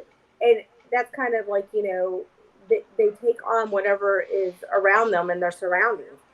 And the thing is even if you don't like it, try it, because you don't know who's going to walk in and smoke your cigar. So, I mean, that's something is, you know what? And it surprised me because there were some things because this is when I get girly. Okay, I'm big about the bands, and I want to point out something about y'all's bands is like it's big. It shows it. See, look, I'm getting used to this. Okay, woo. So, and you were talking about. I love the fact that y'all don't glue it to death. It's just a dab of glue. Y'all just do like a dot of glue, so it's easy. And for me, I have to be careful because I actually cut my nails down because I noticed. and let me tell you why I did it. Because my little grandbaby, they were too long, and I would grab his little head, and it was poking his head. And and I don't want to do that to my little my little Samuelito. So I love the fact that y'all just do a dot because some of them slather on the glue, and I can't take it off. And especially with nails, then I tend to people Poke are like, that oh, wrapper. Yeah. poke the wrapper. Everybody's like, oh, it's easier for females to get the bands off. No, it's not because we end up it's bad. So a lot of times if it's glued on too much, like the band, I have to get someone else to take it off because I don't want to do it. So and as you were saying, I took it off when I was like just on the second third of it, and it was just so easy to peel off. So thank y'all for not gluing the hell out of it. So thank y'all for that. But And I think it's probably because y'all have such a big band that y'all just do it in the middle and it's there. have you ever noticed too? And this is something that we actually do. We started to do blind tastings before COVID broke out. So we had little perillos of Connecticut, sun-grown, and Maduro, and we'd pair people up, and we did it at our sales meeting because people have this misconception. Even when I worked retail, that really drives me nuts. That a dark cigar is a strong cigar because they're visually looking at it with their eyes, and they see a dark wrapper, and they immediately think strength. Or they see a light wrapper and they're like, oh, it's easy. Oh, it's so mild. Yeah. So Nick did this with us, and we've done it at a few events. We did it at Renegade Cigars with Brandon when Nick was in town. Yes. Yeah. And it was a huge hit. And 86% of the people that were Connecticut smokers, when we took their eyes away and made them use their other senses, they're actually Maduro smokers. And because you're getting the sweetness, because getting that wrapper dark brings the sugar out, caramelizes that wrapper, and you get an inherent sweetness. Ligero makes you can put Ligero in anything, make it strong. And so that was one of the funnest events we did, but it takes away that misconception that dark means strength. Yeah. Like you're smoking the bourbon barrel aged, and everybody asked me, they said, oh man, what barrels y'all use? It's going to taste like bourbon? No. So what happens is we take all our wrapper leaves and we age them in bourbon barrels. So we do Connecticut's 8 months, Sun-Grown's 10 months, and Maduro's 14 months in bourbon barrels. And what it does is the same reason that the alcohol companies use bourbon barrels, they're charcoal lined, and that charcoal is a cleansing agent. Yep. So what we do, that's the final process of our wrapper leaves, is we put them in there for that amount of time, and it cleanses the rest of the impurities out of that wrapper leaf, so you're getting a really clean smoke. It further reduces the ammonia. Absolutely. That's in it, and that's a part of the reason why with Tennessee whiskey is that they will charcoal filter the whiskey is because it further reduces some of those impurities out of it. And we're even seeing some other non-Tennessees that in the whiskey world where they will run it through a charcoal for that very same reason. Yeah. Well, what makes the cigar strong isn't the nicotine, is what we've talked about. It's the acidity levels and it's the ammonia levels, which the ammonia levels amplifies everything else in it.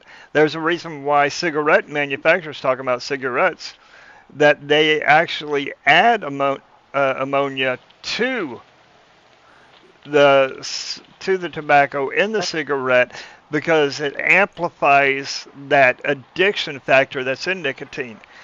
But have you ever seen a cigar smoker goes, oh man, I got to go get my nicotine fit on and go out and smoke a cigar? No, never. I've been smoking cigars for 32 years. And when I had COVID, I went without a cigar for 6 months. And what I missed about it wasn't the cigar itself. It was the slowing down. It was that relaxation. Mm-hmm. It was the camaraderie with, you Red, was like, okay, so I can't wait for you to be able to get back to the lounge to be able to smoke a cigar with us. It was all of that that I missed. It wasn't because it's like, oh, I got to get this in, Yeah, Mm-hmm. you know? Yeah. I gotta have it. I gotta have that Yeah. cigar. Yeah. And that's what like that. It's like we talked about it. It's like we've all talked about the camaraderie. We talked about the experience of it, and it makes you because we live in a fast paced world. Everything is just at our fingertips. It's right there. And when you have a cigar, I mean, tonight I'm like milking my cigar because normally I'm a pretty fast smoker. But my thing is like when you want to enjoy it, you want to stop and you want to slow down and you want to chill. The best thing about it is the enjoyment. It's the experience, and we've kind of talked about that. And I think that's kind of what sets cigar smokers apart from everybody else. And I'm going to even add whiskey and bourbon and scotch to that because you just don't down it unless it's like crappy whiskey. Can I say that? If you're shooting and taking shots, which don't don't like Please, don't I was cringing. I was yes cringing. The whiskey guy in me was don't like, no. no because it's like you see people and they're like, oh, I want a shot of this, and like, and my thing is it's my son. He works at a bar, and he laughs because I don't shoot it. Like they'll have the shots there and all that, and I enjoy. I was like, I want to taste this stuff. That's the whole thing. Is you want to enjoy it, you want to taste it, and it's an experience, and it's a beautiful experience. So. Well, I think we can bring, we can add to that, wines and the wine industry. And I'm even seeing coffee, with all the coffee lounges, and it's not yes, I have my coffee first thing in the morning because it, helps get me going, and it's not the caffeine that does it, it's the balancing out of your system. The acidity levels in the coffee helps balance out all of the alkaline levels in your body with that. We learned that one from Luciano. Brilliant man. What that guy knows is just mind-boggling. But but anyways, go into a coffee lounge where you see people sitting down, just relaxing and drinking, their latte or their espresso, drinking their coffee, drinking their tea, add cigars with all of that. It's just a nice, relaxing Mm-hmm. moment in life to just be able to sit back and let everything go. Yeah, I went to my cardiologist when I started smoking cigars, and he was a great guy. He's an older guy. He doesn't actually do surgeries anymore because of his age, but he still sees patients. And he worked with my grandmother and my mom and my brother, and I kind of defaulted into him and Mm-hmm. went into him one day and I said, Doc, he said, what's up? I said, I got a new guilty habit. He's like, you aren't smoking cigarettes again, are you? I said, no, no, no, no, I'll never do that again. He's like, you aren't doing drugs, are you? I said, nah, too old and stupid for that. He's like, what are you doing? I said, I like cigars. And I said, is that a problem? And he said, the only problem I have is if you didn't bring me any. Right? I've been smoking 25 years. And he said, let me tell you something. He said, it reduces blood pressure. Mm-hmm. It reduces stress. Mm-hmm. Mm-hmm. And he said, it helps you slow down in life Mm-hmm. because we live in such a hectic world these days.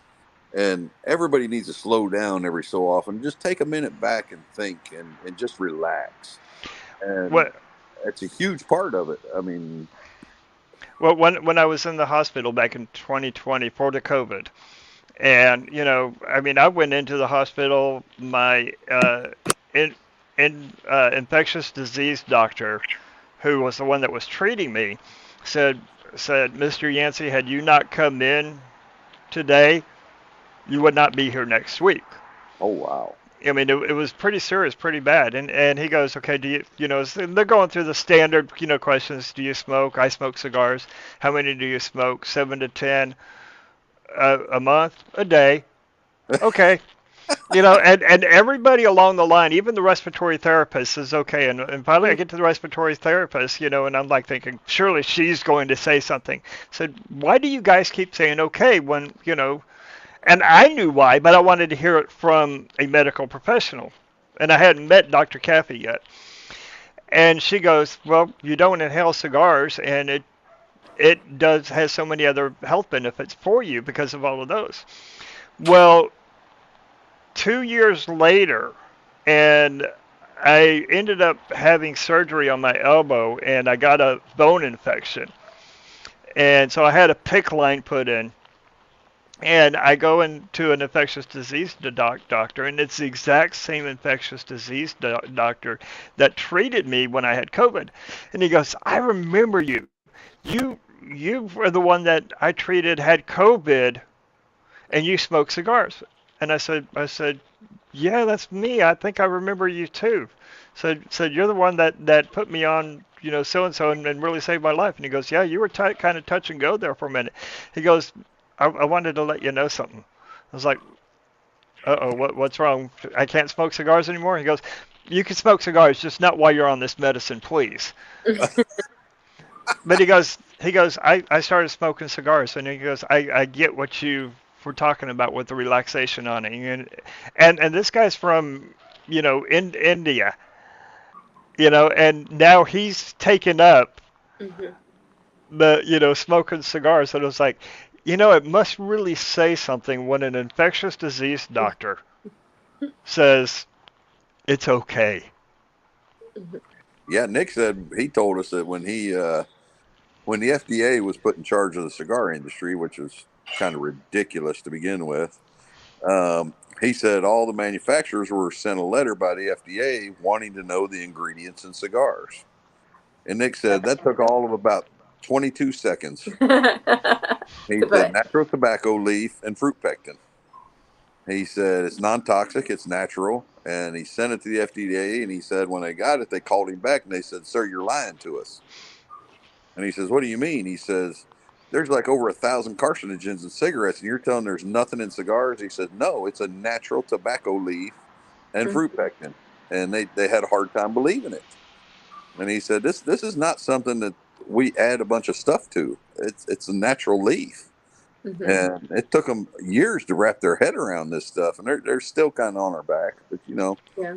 it's Oh, I absolutely loved it last year when the federal judge, Supreme Court judge, slapped them down. came back to the FDA and said, you have got to stand by your report that you published in 2012 that says there is no significant increase to the risk of health among those who smoke cigars 1 to 2 a day. Yep. And I was like going, that was a huge win. The whole cigar industry was standing up clapping for that one. That was awesome. You were talking about how your daughter was doing like the drugs, or like during Dare Week, we have a whole week in education that is just dedicated to, alcohol and cigarettes and drugs and all that stuff. And my kids were like, "Mommy, you can't smoke cigars anymore." So I had to re-educate my children and explain to them, look, there's nothing added in here. It's all natural. There's no chemicals. What they're talking about is when you're adding chemicals and you're adding things to it where you become addicted to it. And it was like the same thing, because I drink whiskeys, I drink beers, I drink, you name it, I drink it. And I had to explain that to them, that you have to do it in moderation. Anything in the world that you do, you have to do in moderation. Absolutely. Because if it takes over your life, it takes over everything, then that's the issue. And so, and that's what I had to sit there and I had to explain to my kids during this time. And I remember my daughters, because they went to school where their mommy went, because I was in elementary, so I got them from kinder all the way to 5th. And I remember my youngest was sitting there and they were having this discussion and like, oh, you can't smoke and all this stuff. And my youngest was like, cigars are okay. Cigars are okay. It doesn't hurt you. And like the teacher came into me, she was like, "Do you think you could talk to her?" And I'm like, "No, it's an education in our household." I said, I'll talk to her about some things." I said, "But my thing is if you're going to sit there and teach, and you're going to teach education, educate in the correct, proper way, you know." And that was, but I told her, I was like, "Bug," I said, there's some things that mommy does that a lot of other mommies don't do. And, and I was like, "This is one of those." And I was like, "And I'm glad that you stood up and you were like, no, no, that makes me proud." But I'm like, let's just keep it among ourselves, that kind of thing. And I said, in school, you need it, let's not do that. But out of school, shoot, you can preach to everybody in the world, because she had some friends that one mom's like, "I don't want my daughter to go over there because you smoke cigars." I'm like, "I'm not going to sit there and light it up in front of her kids. I don't smoke in front of my kids." And it's funny because my kids would come into the lounge or the backyard or wherever I was smoking, and they do it because they know mom's chill, mom's relaxed, mom's happy, so I can talk to mom. Yep. Yep. Well, Red, absolutely say some prayers for my youngest daughter. She just graduated college Saturday with an education major. Okay. She's an English major, and I'm like, "Oh, do you really want to be a teacher?" And she's like, "Yes, Daddy." And I'm like, "Oh, God bless you." And, Yeah. but what's your daughter's name? Cassidy. And here's my thing. Like, I've been in education. Cassidy. Okay, so definitely lift her up. Years. Yeah. I've been in education for 23, 24 years. I can't keep track. It's now just runs all together. And, my daughter, who just had the baby, she was like, the thing that I loved the best, and here's the thing, is all my kids grew up saying, "I'm not going to be a teacher," because they saw that part. I've been a teacher. I've been a special ed teacher. I've been an assistant principal. I've been a 504 district coordinator. Now I'm an educational diagnostician, and they see the hard work that goes behind it, because it's a lot of hours. It's not for the weak. Yeah. It isn't. But she, during the summers, breaks, all that, 100% there, And she said, "I want to spend time with my son." And she was going into education anyway. But here's the funny thing. Now, her significant other, partner, husband, whatever you want to call him, he was like, he wanted to own his own business, go into business. He goes, "Now that my son's here," he goes, "I don't want to miss out on anything." And he goes, "Alyssa talks about how you never missed out on anything in her life." And he goes, "And I don't want to miss out." And he goes, "I'm going into education." And then I told him, I said, "Well, these kids that you educate become your kids. So not only do you have your son, you will have other people, that you mentor and you grow up." And I have a student who's 30 years old, and I taught him in 4th and 5th grade. And the first time I met him, I about ran for the door because, he scared the hell out of me. I was like, ugh, because I was doing special education. But he's like 30-something years old. We're still really good friends. Every year we go out. We have a, I don't want to say date, but we go out and catch up on things and stuff. And I taught him in 4th and 5th grade, and he's 30-something years old. So that kind of tells you, he comes to me. He's like, "Hey, I'm going through this in my life. I need your advice." And so it's that relationship. And my kids have noticed that, because their friends, I taught their friends, and they were like, "How's your mom do?" And they'll come over to the house and just pick up. So it's very rewarding in some sense, but I'm not going to lie, it's a hard job. Yes. It's not for the weak. It is not for the weak. We had no idea, because my oldest, and kids, they're all different. My oldest, when she was 13, knew she wanted to be a doctor. And so she studied hard. She's a nurse. She works Oklahoma City Children's Hospital and pediatric nursing. And my youngest daughter, she was 16 and still wanted to be a mermaid or a fairy. Hey, I want to be a mermaid. I'm not hating on that. Red, you are a mermaid. There you go. You are a mermaid. It's funny that you mentioned that, and so I'm not in education, but I've been teaching my entire life. A lot of it around technology, and I worked with this young man about 5 or 6 years ago, and I left the company I was working with, and he contacted me about a month and a half ago, and said, "Hey, I need some help. I've left the company that we were with. I'm not going to mention the company." And he goes, I need some coaching, coaching, but would you also do some career coaching and technical coaching, but would you also do some life coaching with me?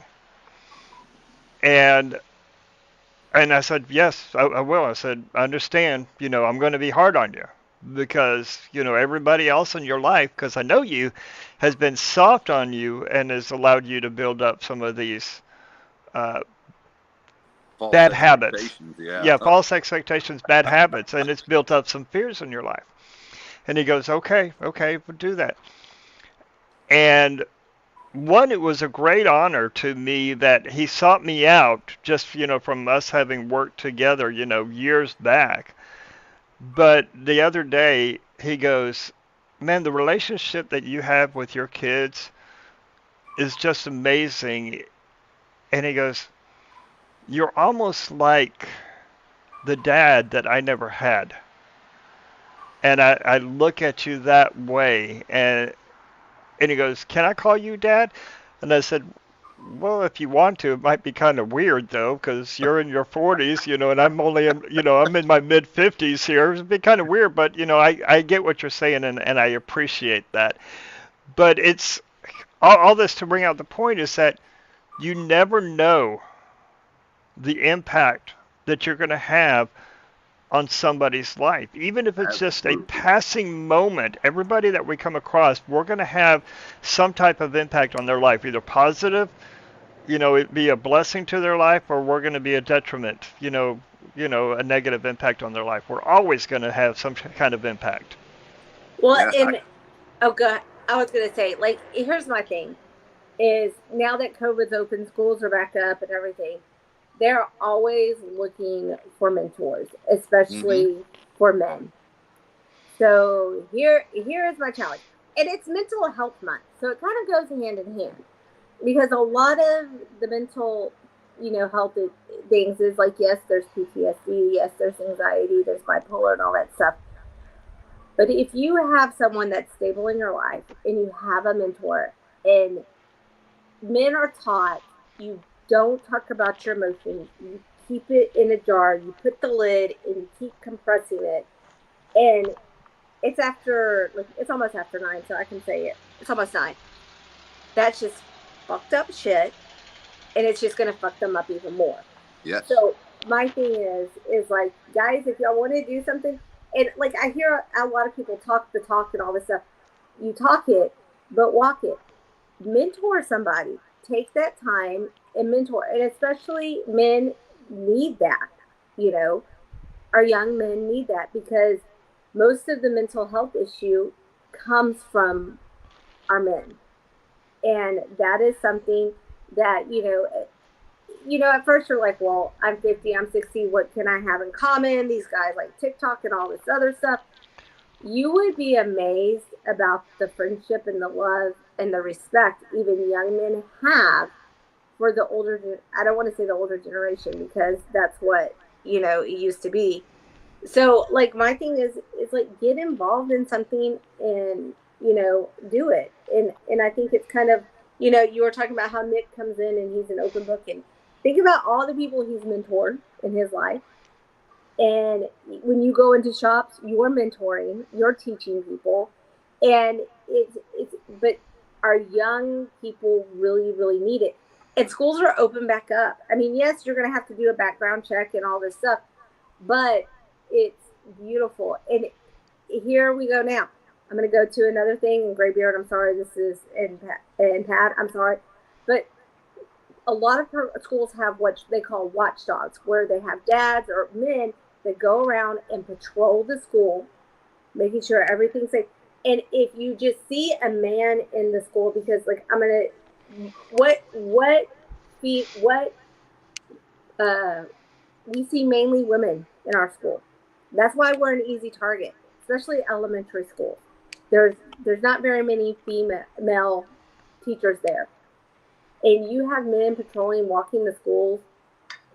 Just doing it when they, say, "Hey, I've got this date. I've got this date. I've got this date." I would tell me, "How can I help out?" That makes a huge difference. So there is my challenge for our viewers and our listeners, is to go out and do that. And here's the thing: is I never thought that kids would have an impact and change me. I'm a better person because of my students. I'm a better mom because of my students. I'm going to be a better Lita because of my students. Absolutely. So there you go. So there's my challenge. I'd like to build onto that because Red, you know how passionate I am about mental health and especially men's mental health, especially from the shit that I went through and where I've crawled back up. I mean, that's why I'm writing. That's why I'm got a podcast about it and everything now. There is no age limit on being a mentor, and there's no age limit on having a mentor. Mm-hmm. I'll be 56 1 week from today, and I have mentors in my life. I have people that I respect that are younger than me and look up to and go out and and I need a brother to talk to. I need a sister to talk to. Because there is no age limit on going through shit in your life. Mm-hmm. It happens to us at every single aspect of our life. So don't be afraid to reach out. Don't let yourself get to the situation to where you can't reach out, because I've been in that deep into depression where I couldn't reach out. I was just struggling to stay alive, let alone have the awareness that I need to reach out to somebody. So don't allow yourself to get to that point. And if you are in if you do know people that have just disappeared, and Red, we've talked about this 100 times and over the past 2 years that we've been doing this show. Uh, if you know somebody in your life that has disappeared, then reach out. Be active Absolutely. about it. Don't be in that situation to where you're finding yourself have to say, I wish they would have just reached out. I would have talked to them. No, step up and do it now.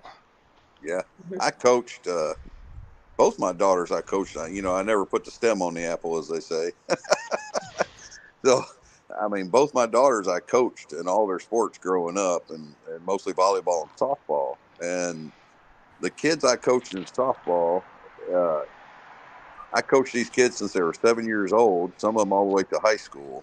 And the thing I'm most proud of is that I can affect change in these girls' lives because I'm an open book, and they know my door was always open for anybody. I don't care who you are. If you're having problems, my phone's always on. Call me. I'm always a listening ear. And I had two of my girls that were the first ones in their families to go to college and graduate college. And I still talk to these girls all the time, and they're like children to me. But Yeah.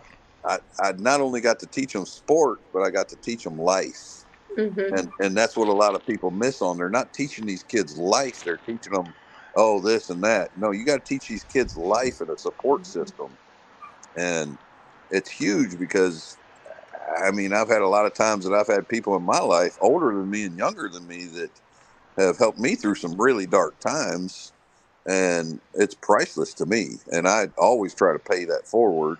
And I got a guy in Fayetteville, Arkansas. His shop's called Open Door. His name's Brian Waters. Brian was a Fayetteville police officer for 26 years. Very faithful man. And Brian and I sit and talk, and I said, why'd you name it Open Door? He said, because my door's always open. Love And, that. and Love there, that. Yeah. there are times that I'm in that shop that there'll be police officers or Mm-hmm. anybody comes in that's having problems. and Brian will go sit in the corner with them and they'll talk. He is an ultimate mentor to somebody that's got problems, and there's no telling how many people's lives he saved by being that ear, that voice that they can talk to and help. And in this industry, that's huge because there's a lot of us out there. And I tell my people all the time, if you got a problem, man, my phone's on. Just don't call after 10 because I'm old and I go to sleep. But but I'm always willing to help anybody. If you're struggling in life, my phone is always on. And my best friend is actually he's been in the fire department for 30 years. His side gig now, because all firemen have side gigs, building fences, whatever. His side gig is actually active shooter training. And he's teaching the paramedic side of it, because in an active shooter, they do have to render aid. Yeah. And he's learning a lot from it. But I talked to him last week, and there was a accident in McKinney Friday, and a captain on the McKinney fire department got killed. And it's an off-duty thing. An 18-wheeler pulled out in front of him, and it was an internal decapitation. And we've known the guy 20 years, and he lived 2 doors down from him. And his son's actually a McKinney fireman. And one of our other friends, his son was actually one of the firemen that worked on him. And I noticed my buddy, we're sitting on his back porch Friday, having a cigar. And I said, "Hey, man," I said, "Are you all right?" And he says, "Well, this is what happened." I said, "Bull." I said, "We all know Bull." I'm like, "Oh, my God." So they were actually at his funeral Saturday at McKinney Football Stadium when the tragic scene happened at the McKinney Outlet Mall. Yeah. So he had to leave there and go run the fire department at the Outlet Mall. And I'm in communication with him every day. It's hard. Everybody needs somebody to lean on sometimes. And if you can affect change and some mental stability in times like that, I mean, it's invaluable to anybody. Yeah. And in the cigar industry, we have a beautiful platform to communicate that to people. I mean, we're an open book in the cigar industry. Yeah. I always say, and I've told a lot of people, and and Red knows this, and so many other people will know that this about me, that I will just randomly text someone and say, "Hey, God put your name on my heart. I'm just reaching out to touch base with you. How are you doing? This is a sister check. This is a brother check. How's my sister doing? How's my brother doing?" And just, and I'm not saying this to pat myself on the back, but just how easy it is to do, especially with communication and all the tools that we have through Instagram, through Facebook, through text messaging. If you wake up in the morning and somebody's name is on your heart, send them a message saying, "Hey, I was thinking about you. How are you doing?" Because you don't know how much of an impact just that, "Hey, I was thinking about you," or "Hey, how you doing? I haven't talked to you in a while," can just be that snap out of whatever it is. Absolutely. There was one gal, I'd not talked to her in 25 years. And I woke up, and for some reason her name was, not 25 years, 35 years. Because we graduated high school together. So it'd been, decades. And I woke up, and her name was on my heart. And so I sent her a message and said, "Hey, God put your name on my heart for some reason. I don't even know if you remember me. We went to high school together. We graduated high school together." And she goes, "No, actually, I graduated the year after you did, but yes, I remember you." And I just said, is there something that I can pray for you on?" And she goes, "There actually is. My husband has stage 4 terminal brain cancer, and we're about to lose him. And we just lost our last hospice nurse, and I'm not able to get another one, and don't know what I'm gonna do." I had no idea. Yeah. I had no idea. I wasn't going to question it. Why this person just all of a sudden. And I talked to her about 6 months later. I talked to her a little bit, just through the time, just, "Hey, checking in on you." And I talked to her about 6 months later, and she said that, her husband had passed. And She said, that moment that you contacted me and just asked me if there was something I could pray about, that comment right there gave me the strength that I needed to be able to do what was the hardest thing to do in my life, and that was to say goodbye to my husband. Yep. And Yeah, my wife last year went through probably we've been married 29 years, and she was diagnosed with breast cancer last year. Um, Very hard year. I'll get all emotional. it's okay. It's But okay. everybody was hard on her, and everybody's concerned about her. But what's amazing is why I reach out to my customers and their customers is because I build friendships with all of them, and through that whole year, I had customers of theirs that I've become close to that would reach out to me to do nothing more to say, "Are you doing okay?" Hmm. Yep. And I mean, I'd say close to 40, 50 of these customers would call me out of the blue just to check on me. And Love that. that kind of got me through because everybody's focused on her as was I, but we kind of get lost in the shuffle. Yeah. And I mean, to me, these guys were like brothers to me, and Hmm. it's amazing that you see them, once a month or twice a month, but you build that relationship, and for them to reach out to me, like you say, Graybeard is it only takes a second to pick up a phone and send a text and say, "Hey, man, I'm thinking about you. Can we pray together? Or do you need to talk?"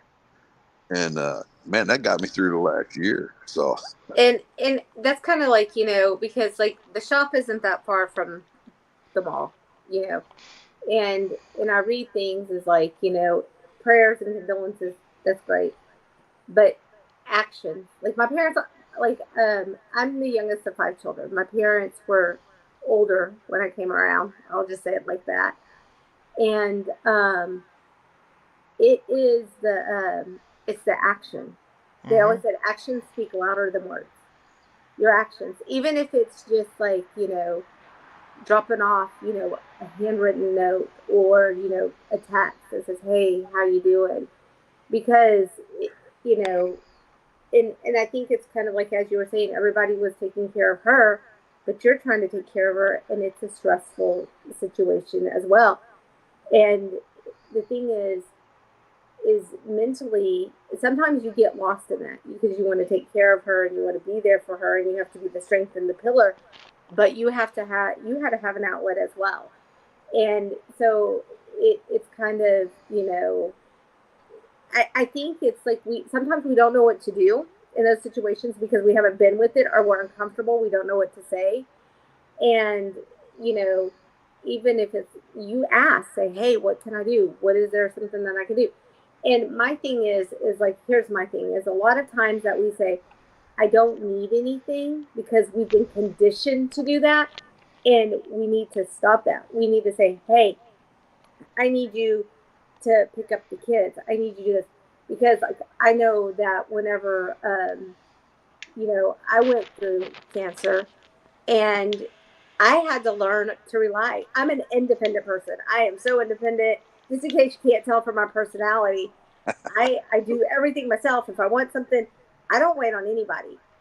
And that my dad always made a joke. He said, "I made you too independent to where you can't rely on somebody." And and the thing is that is our culture. Is we become too independent. We don't rely on anybody. So there's like side is like, if you have like a mental health issue, you're going through something, learn to depend on somebody, because they're going to, if they're offering, you know, they want to do something, and they may not know what to say, they may not know what to do. But there were sometimes, it's like I was too drained. I couldn't make dinner. I couldn't go pick up my kids, or I just needed a moment where I'm like, I need to cry. I need to let this out.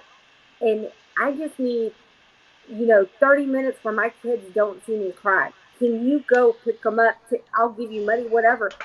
And that's the thing is like, you've got, we have to, in order to help mental health illness, whatever it is people are going through, that's why I said is a lot of people is like they want to help out and be the mentor, but if you actually show up, put your mouth where your money is, you know that old saying, Oh Mm-hmm. yeah. that goes so much further and it helps out people. So I mean, and it could be something simple, just like a handwritten note, just a text, like Graybeard was saying, just a text or just a phone call. Hey, you're crossing my mind. I want to make sure is everything okay, and that goes a long, long way. Yeah, it only And it takes built and it it builds a only takes a relationship. It it builds only a takes a friendship couple and a minutes to change Just a somebody's life. yeah. fraction of time. Well, It is. you brought up a great point that I want to follow up on. You know, it's like, you know, actions speak louder than words. Prayer without actions is just words. You know, I Mm-hmm. think it was Paul who said, "You tell me that you have faith. I show you my faith by my works." Hmm. Mm-hmm. You know, and if I mean, obviously, we do a show, we can talk all day long, Mm-hmm. but Yep. it's those actions that back those words up. Mm-hmm. When I say, you know, Pat, you know, said I'm going to lift up your daughter in prayer about this career. That's not just me saying words. That's going to be there's going to be you know, in my prayers, going to be lifting her up. And that's one of the things that kind of frustrates me is people say, oh yeah, I'll pray for her, and then bam, it's just a passing thought Yeah. that no longer, no, follow it up with the action.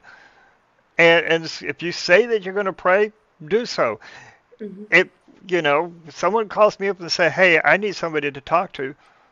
I'm going to shut up and I'm going to show that I'm listening to you by shutting up and listening to you and letting you vent, letting you let it out, letting you release. Because sometimes that's all that's needed. You know, Don't need Nick's got a people to great solve a line. problem. Nick's got a great line that he says all the time. He says, "God gave you two ears and one mouth for a reason." And My ex-wife says that all the time, and yeah, it's so powerful. Yeah. yeah, it is true. If people sit back and think about it, sometimes Mm-hmm. just shut up and listen. Just Yeah. listen, and you can affect change. I mean, just listen. Sometimes people just want to talk, you know, and it's and that's why I like the cigar industry so much is because Mm-hmm. I could be those ears. I mean, Mm-hmm. you know, I can help because we sit in lounges, and you know, Red, you sit in a lounge and you hear stories, and it's like, okay, he's opening up. Let's listen. Let's listen. Mm-hmm. Don't say anything, and you can see the relief come off their face Mm-hmm. by just getting it out. So There, And sometimes, like, here's another thing: is like if you know you do listen, but if they don't want to talk, don't press. That's like oh yeah, another thing is like don't press.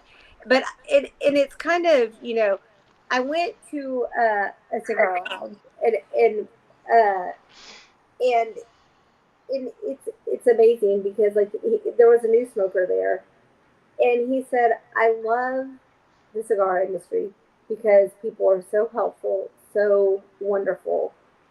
I mean, and it could be like just as like picking out a cigar. What are you smoking? I mean, just something simple. But he was like, I was having a bad day, and like the guy could tell, and he was like, "Oh, is everything okay?" And he's like, and he goes, "I'm just having a bad day." And the guy's like, "Well, do you want to reach out? Do you want to talk about it?" And he was like, "Not really." And he was like, "Okay, well, if you want to, I'm here." And then he was like, "So, do you like football? Get the yeah, mind off of it, or what? Take their mind mhm. off of it because." And if you look at most of this is the thing is I think cigar people are always interesting, and I'm going to throw myself underneath the bus here because uh, you know we we're misfits. If you look in a lounge and you walk in, it's people who would not normally go and hang out and chill. Like Graybeard and I talk about it. Like I would have never met with Graybeard. I would have hung out with Graybeard. No offense, but I mean, he's just It's it's the just beard. not my yeah. It's the beard. I'm anti beard, and like a majority of my friends have beards, and the thing is it's a whole bunch of people that have a lifetime experience, and a lot of our the people that are in the lounges that are in our industry are veterans, or they are police officers or Mhm. firemen and things like Mhm. that. And that is their way of unwinding, to get through it. Because it's like, my son is a fireman paramedic. So you don't know what he's going to come across, what tragic thing he has. And if he walks into a lounge and he just has that where he can decompress. And I think that's what lounges are. It's like you don't know. And there's some things like, I said, I thanked Graybeard for allowing me to have the 2 weeks off with my grandson. That's been part of it, but there's also been some other things that have gone on in my personal life. And I kind of went to the lounge to work to kind of take my mind off of it. And one of our regulars was like, Red, you're awfully quiet tonight. Is everything okay? And I was like, I'm just going through a tough time. I said, the birth of my grandson's been a beautiful thing, but I've also had some other things that have gone on. And I was like, I'm not ready to share. I'm not ready to talk about it. But I said, thanks for noticing. And I said, that means a lot. And he goes, well, if you need anything, let me know. And he's like, thanks for coming in and doing what you do and making the guys happy. So I think it's like it's a bunch of misfits, and we've all had something, and we sense that. I think cigar smokers have like a sixth sense. I want to say, where they can pick up on things like that. So it's a gorgeous community. I'm gonna say gorgeous because I'm a girl and I can say that. You can say that. I think you bring out. I think you're right on because cigars, it forces us to slow down. It forces Mm-hmm. us to take the moments in.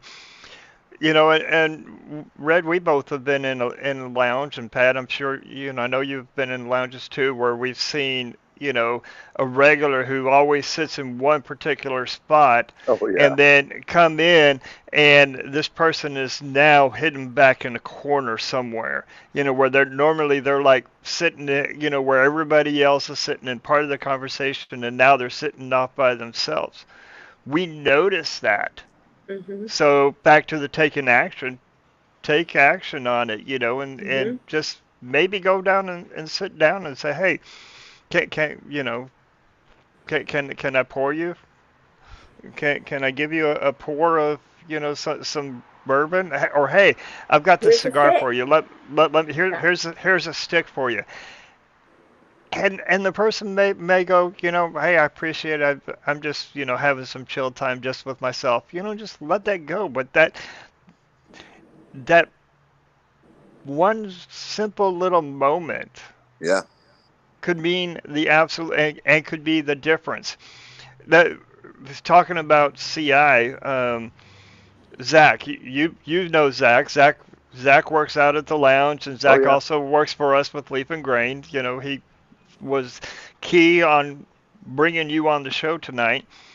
He and I were at CI, and just sitting and having a conversation, and he got up and left to go to another event, and there's this guy that was in the couch right next to us, and he was sitting with a group of people, and then he was by himself, and he got up and came over and just asked if he could sit down at my table, and we just talked.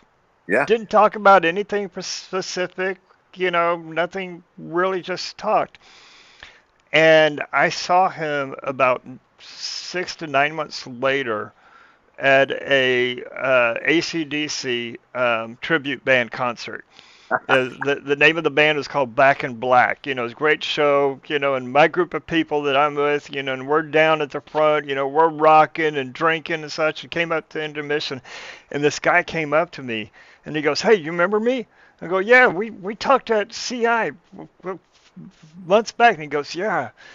He goes, "Man, I was gonna end it that night. Oh God. I was going to leave and I was going to end it that night. And I Wow. wanted to say thank you." I was like, "Dude, I didn't do anything." He goes, "Yeah, you did. You just talked to me." Wow. And That's awesome. that was my first confirmation of, okay, God, I get why you've got me here. You know, I'm going to continue doing this. You know, because I've had people, say, why are you trying to build a business around cigars and whiskey? You know, what are you trying to do? And this and that, and it's just like that right there, the Yep, great equalizer, right here, absolutely. the great Every day. equalizer. Yep. And it makes you feel good, doesn't it? Mm-hmm. It it really opens your eyes into what it is.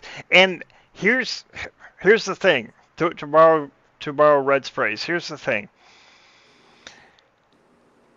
You don't even have to smoke cigars. You don't have to drink whiskey. You don't have to drink the spirits, alcohol. You can, I'll offer somebody a drink, and if they come back to me and go, I don't drink, it's like, okay, I respect that.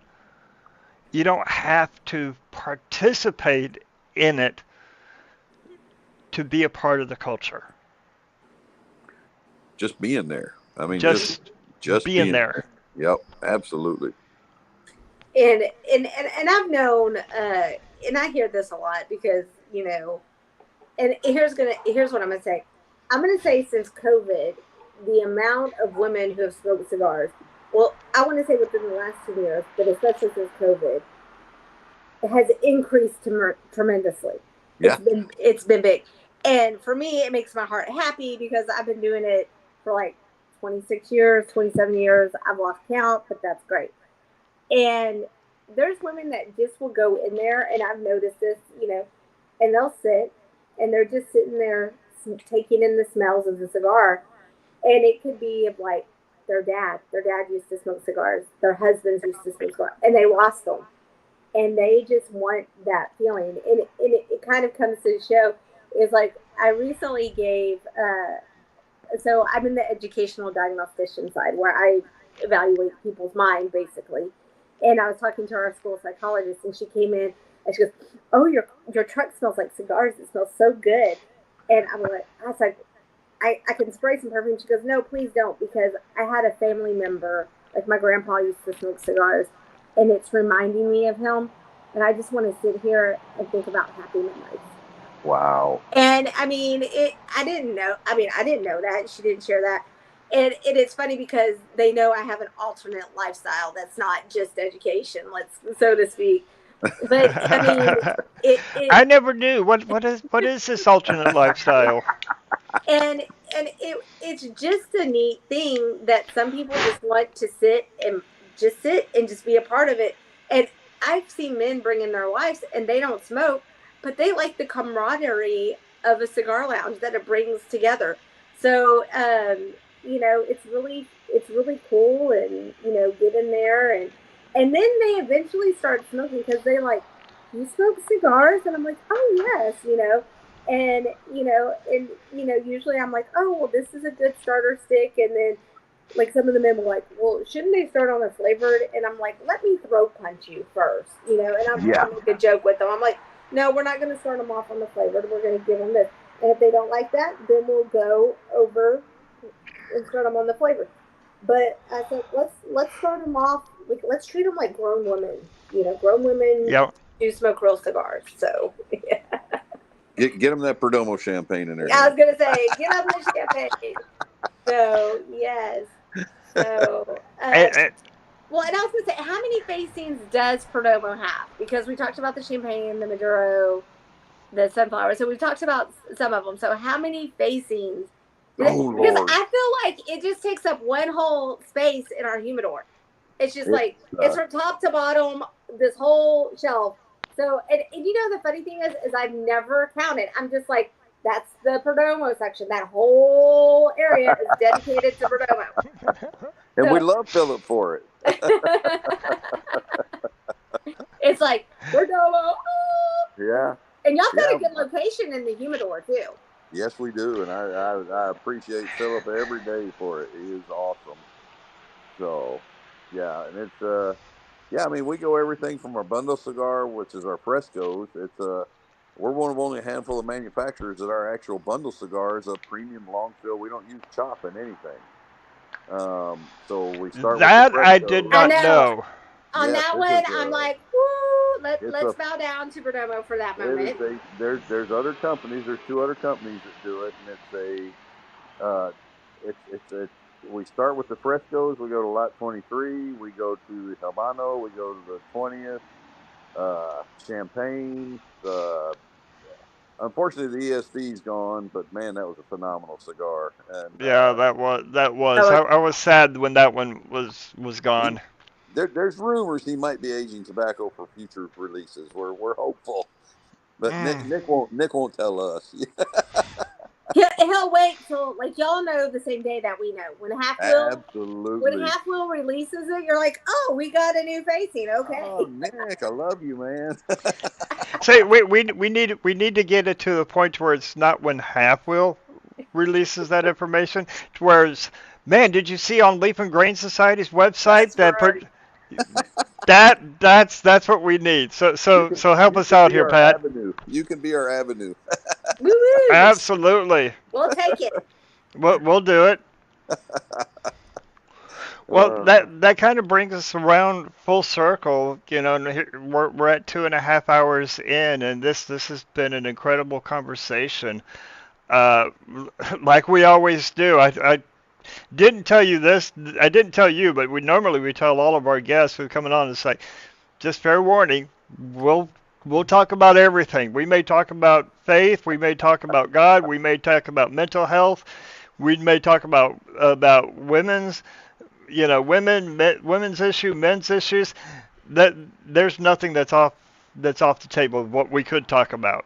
and that's awesome. I mean, it's been a great time. I can guarantee you. Okay. So we have two questions that always gets asked. We got to ask you one of them before Burby Smoking asked. So three. What when you're not smoking Perdomo cigars? What's one of your go-tos? So when Nick hired me, it's kind of funny you said that because when Nick hired me, I walk into Miami and he gave me a hard time about my beard. And he says, Pat, what's your favorite cigar? I said, Nick, I'm 54 years old. I'm too old to kiss your ass to get a job. I said, but your 12-year sun grown is my hands down desert island cigar. If I'm stranded on an island, throw me two boxes and I'll live forever. And he says, okay. He said, what's your second favorite? I said, you won't hire me. And he's like, what? I said, you won't hire me. He said, why? I said, it's the Puente 858 sun grown is Oh, oh my God. It's oh, like that and the Divine Inspiration are two of my, but I, uh-huh. I smoke everything. I like EPC. I like Puente. I like Oliva. I mean, Mhm. Placencia. I mean, I have a 300 count humidor that is full of cigars that my wife is always on. Are you ever going to open and smoke those? I'm like, no, those are special. So, but I like what I sell. Yeah, And you're passionate Perdomo Pat. I absolutely adore the man and the family, and we are a true family in the sense that he treats every one of us like family, top to bottom. It doesn't matter if you're sweeping floors in the factory, or if you're his sales guy or your wife. But He has he treats. seen you in that tank top, that shirt? Oh He my might, he God, might, I he don't might just own you for that one. I don't think so. We need to get that one posted. that that was a fun that actually was a I was upstairs in the attic with Justin, who was our GM, Yep. and we were cleaning up the upstairs, and I came across the bar girl's tank Mm-hmm. top, Yep. and I pulled one, and I'm a fun guy. I'm a big Mm-hmm. prankster, jokester, and so I pulled it out of the box. I'm like, oh, I like this.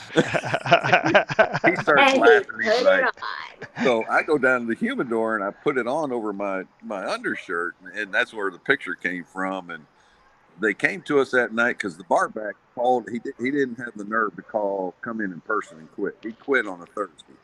He called him and said, I quit.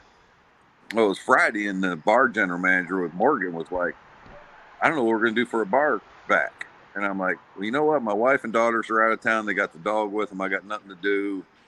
I opened at 7 in the morning, and I said, I'll bar back for you tonight if you want. So I worked from 7 in the morning till 2 the next morning. Ugh. Wow. And I was in the office, and I said, I'm going to have to wear that tank top. And Justin and Morgan looked at me and said, absolutely not. Don't you dare. I'm like, okay. And the place was packed. So they left, which was their big mistake. So I go in the bank, and I didn't have an undershirt on. I just put the shirt on, and I came out of that back door. Oh my God, there were people throwing dollar bills, and we're laughing, and hollering, and I did it about 3 times that night. I didn't keep it on, but I walk in the next morning, and Justin's sitting in the office, and he looks at me. He's like, "Are you kidding me?" I said, "What?" He said, "We told you not to do that." I said, "What?" He said, "We all saw you on camera." But no, there's pictures out there. I have seen the pictures. I told Justin, I said, Justin, this is a fun experience for these people, right? And he's like, yeah. I said, these people had a blast. They still bring it up. When I see old customers, they're like, when's the tank top coming back? I mean, it was a fun experience for everybody. See, and that's why I had to bring it up. I just was like, I've seen the picture. I've seen a couple pictures. You actually, you willingly posed for some of those. You willingly posed for some of those pictures. I did. Yes, I did. Yes, you did. And you were just strutting your stuff. And I wish they had video of it, because that would even be like even more amazing if I could like just post the video of that. So if you're listening and you have a video of that, please send it to me so I can. Yes. So I mean that, and I was just like, I have to just like totally, because it was fun. You could tell everyone was having a great time. You were, you were having a great time. So I was like, I have to bring up the tank top. I am going hunting for pictures now. I'm going hunting. It's a good thing I didn't find it, because I'd be bringing it up on here right now. Yeah. I should have gotten it. I should have like had it sent to me and everything. But I know it's out there. So I just thank you for being a good sport about it, because when I saw it made me smile. And I hadn't even met you or anything. So, yeah. And this was before you were even coming on the show. Yeah. If you talk to Jake, I'm sure Jake's up there Friday and Saturday. Don't talk to Jake. Oh, no. Jake always. That's Saturday and Sunday. So, that's when I'm there, Saturday and Sundays. Well, I will have to come see you this weekend. Yes. Well, Saturday, Mother's Day weekend. So, yeah. Sunday. Well, not Sunday. I'd probably get killed if I leave Sunday. Yeah, you can't do that. You got to stay. Yeah. But and we do bourbons and cigars. We have a great time. Sunday I'm going to be on the opposite end of town, because we're recording 2 new episodes of the Texas Cigar Roadshow. So I won't be able to make it out there Sunday, but I may come see if I can come out there Saturday. So maybe we should all come out there and come in and ask Fred some off-the-wall questions about the cigars. But I would like it if Pat wore his tank top. Okay, so the second question that we always ask is, and you may be able to tell us, you may not be able to tell us, but can you kind of enlighten us, especially with PCA coming up in a couple of months, which we'll be out there ourselves, and hopefully we'll see you out there. But can you tell us what is coming up on the end of 2023 or into 2024 from Perdomo? So we actually, and I can't confirm or deny, I will toe Arthur Kemper's line. No, we have a 30th anniversary cigar that's supposed to be coming out. Ooh. We're kind of stuck waiting on paper. The cigars have been aging for a long time. So we're hopeful for PCA, but we can't promise for PCA. And I will be at PCA. Awesome. They sent me last year, my first trade show last year, and it was a great show. I was super excited. I'm a very excitable person anyway. Couldn't tell. Nope, not at all. They sent me to TPE, and I asked my boss, I said, dude, why are you picking on me? We have 17 reps, man. You take me off the road for a week. And then you're mad because I'm off the road and I'm not seeing stores. So And he says, well, if you wouldn't have done such a good job your first trade show, you wouldn't go back. And I said, so I should have screwed something up. So, yeah, I got my e-ticket 10 days ago. Arthur sent me my e-ticket for Vegas in July. So I will be there. we will be We there. will be there too. It's going to be a lot of fun. Red, myself, Zach, who you know, and then Albert, Albert is the genius behind all of our graphics. Oh, Yeah, he's our graphic artist, and does all of that work. So the four of us will be out there. well, Nick will be there. Arthur will be there. Janine will be there. So stop by the booth and interview Nick. Yeah. Planned on it. So we've got media passes. So that's how we're doing it. Nick excited. loves to talk, man. Nick would love to talk. I guarantee you. He really is the ultimate people owner. I mean, he just enjoys it to no end. And you can tell, and that's what's built up the Perdomo. That's a big part of what's built up the Perdomo brand. As what we've talked with others, you can have a great cigar, but if nobody knows about it because you didn't build up the brand, it's not going to do you a bit of good. Yeah, he came in 2020, and I unfortunately had contracted COVID in 2020. Doing an event out in Lubbock, and came back, and Nick was supposed to come in and work with me, and he called me and says, hey man, if you got COVID, I'm not going to be anywhere near you. I said, Nick, you got to come in. I said, these people have already planned on these events with you in town. I said, you can't do that. And so he showed up with Nelson, our operations manager, who they went to high school together, and they worked my territory. And they said, where do we need to go? And I actually sent him to the lounge in McKinney. So they sat out there and had a good time with everybody at the lounge in McKinney. So, and he enjoyed the shop and enjoyed the people. So, we're fun. Oh yeah, They're more fun whenever I'm there. That's right. Well, of course. I mean, because you're the unicorn mermaid. Yeah, the mermacorn. Mermacorn. Yeah. Yes. Yeah, we're gonna have to come up with a different one. But yeah. well, folks, if you have not tried a Perdomo cigar, we've smoked 3 of them on here. We've all finished them. Yeah. We've had some good pairings. I know we haven't talked about the pairings. My pairing went really well. Mine, the 20th anniversary Maduro, pairs exceptionally well with a bourbon. I was really pleased with it. If you haven't tried it, go out and go to your local brick and mortar and pick up a Perdomo. And you can't miss them because, and here's the thing, is the bands like I'm trying to find my camera. I don't know where it is. There's the band. They're flashy. It's Nick uses a company out of Holland that makes all our bands because they make such ornate bands. Yeah. Yes. It's very even the one that goes on the foot. The foot band. Yep. And if you're out around Sherman this Saturday, 4 to 6, come out and see me at Ash and Barrel. We'll have a good time. So.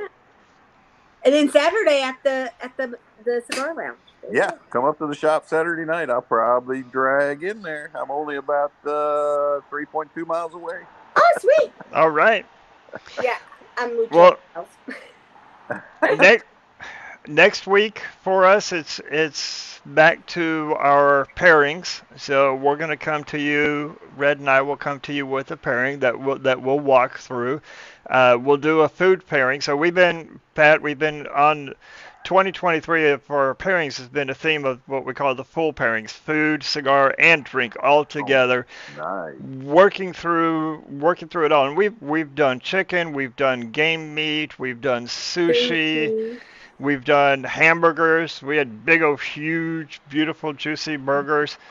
So we've done Mexican food, or the Mexican food was really good. Sushi. Get you a sun-grown with that Mexican food. There you go. Yeah, sushi, poke. So we'll come up with something that's different and unique. And who knows? We've done. It might even be a dessert, but I really like the full food pairing because You know, I get hungry. I like to eat. I like to I eat. do too. I do too. I do Yeah. too. Yeah. So next week we're gonna have a full food pairing of food, cigar, and drink. So you're gonna have to pay attention to see what it is that we're gonna bring to the table. And as always, we challenge you guys to bring something to the table, bring it to the show. Let us know what you're doing as well. We've got some good guests coming up as well. But until next time, Pat, thank you so much for jumping on here and joining us and Yes. giving us your time. Yes. I thoroughly enjoyed this. Learned a lot about Perdomo. Learned a lot about what it is that you guys are doing, and we want to support Perdomo in every possible way that we can. Just as we do all of our guests who come on the show with Oh, us. So we I appreciate wanted to you. bring up something that was really cool before I forget because Okay. my ADHD. Okay, so I have a love-hate relationship with this, but in right here. So if you ever smoke a Perdomo, they have that little cue thing where you take a photo and it takes it to like the thing and it tells you about the cigars, it tells you all this stuff, which is great. And I love that y'all have it on there. But whenever I scan it at the register, I have to cover it up because it jacks it up. Okay. So That QR code actually takes you to a virtual factory tour yes. called the Perdomo Way, and it's amazing if you do scan on it. Yes. But yeah, put your thumb over it when you scan it on When the you, register. yeah, when you scan it on the register, or it won't come up, and they'll like, oh, it's a free cigar. No, so but no, check it out because I really like the fact that this is on there so people can learn more because we talk about education and learning. So I wanted to point that out before we ended the show. So okay, there's my little thing. Okay, now we can end. Perfect. All right. Well, we're all about pairings. We're all about exploring, and so we always close out the show with a thank you, and we say, explore the pairings. There's something for everyone. Y'all have a good night now. Thank you Good so night. much for having me. Oh, thank you. Bye Thank bye. you.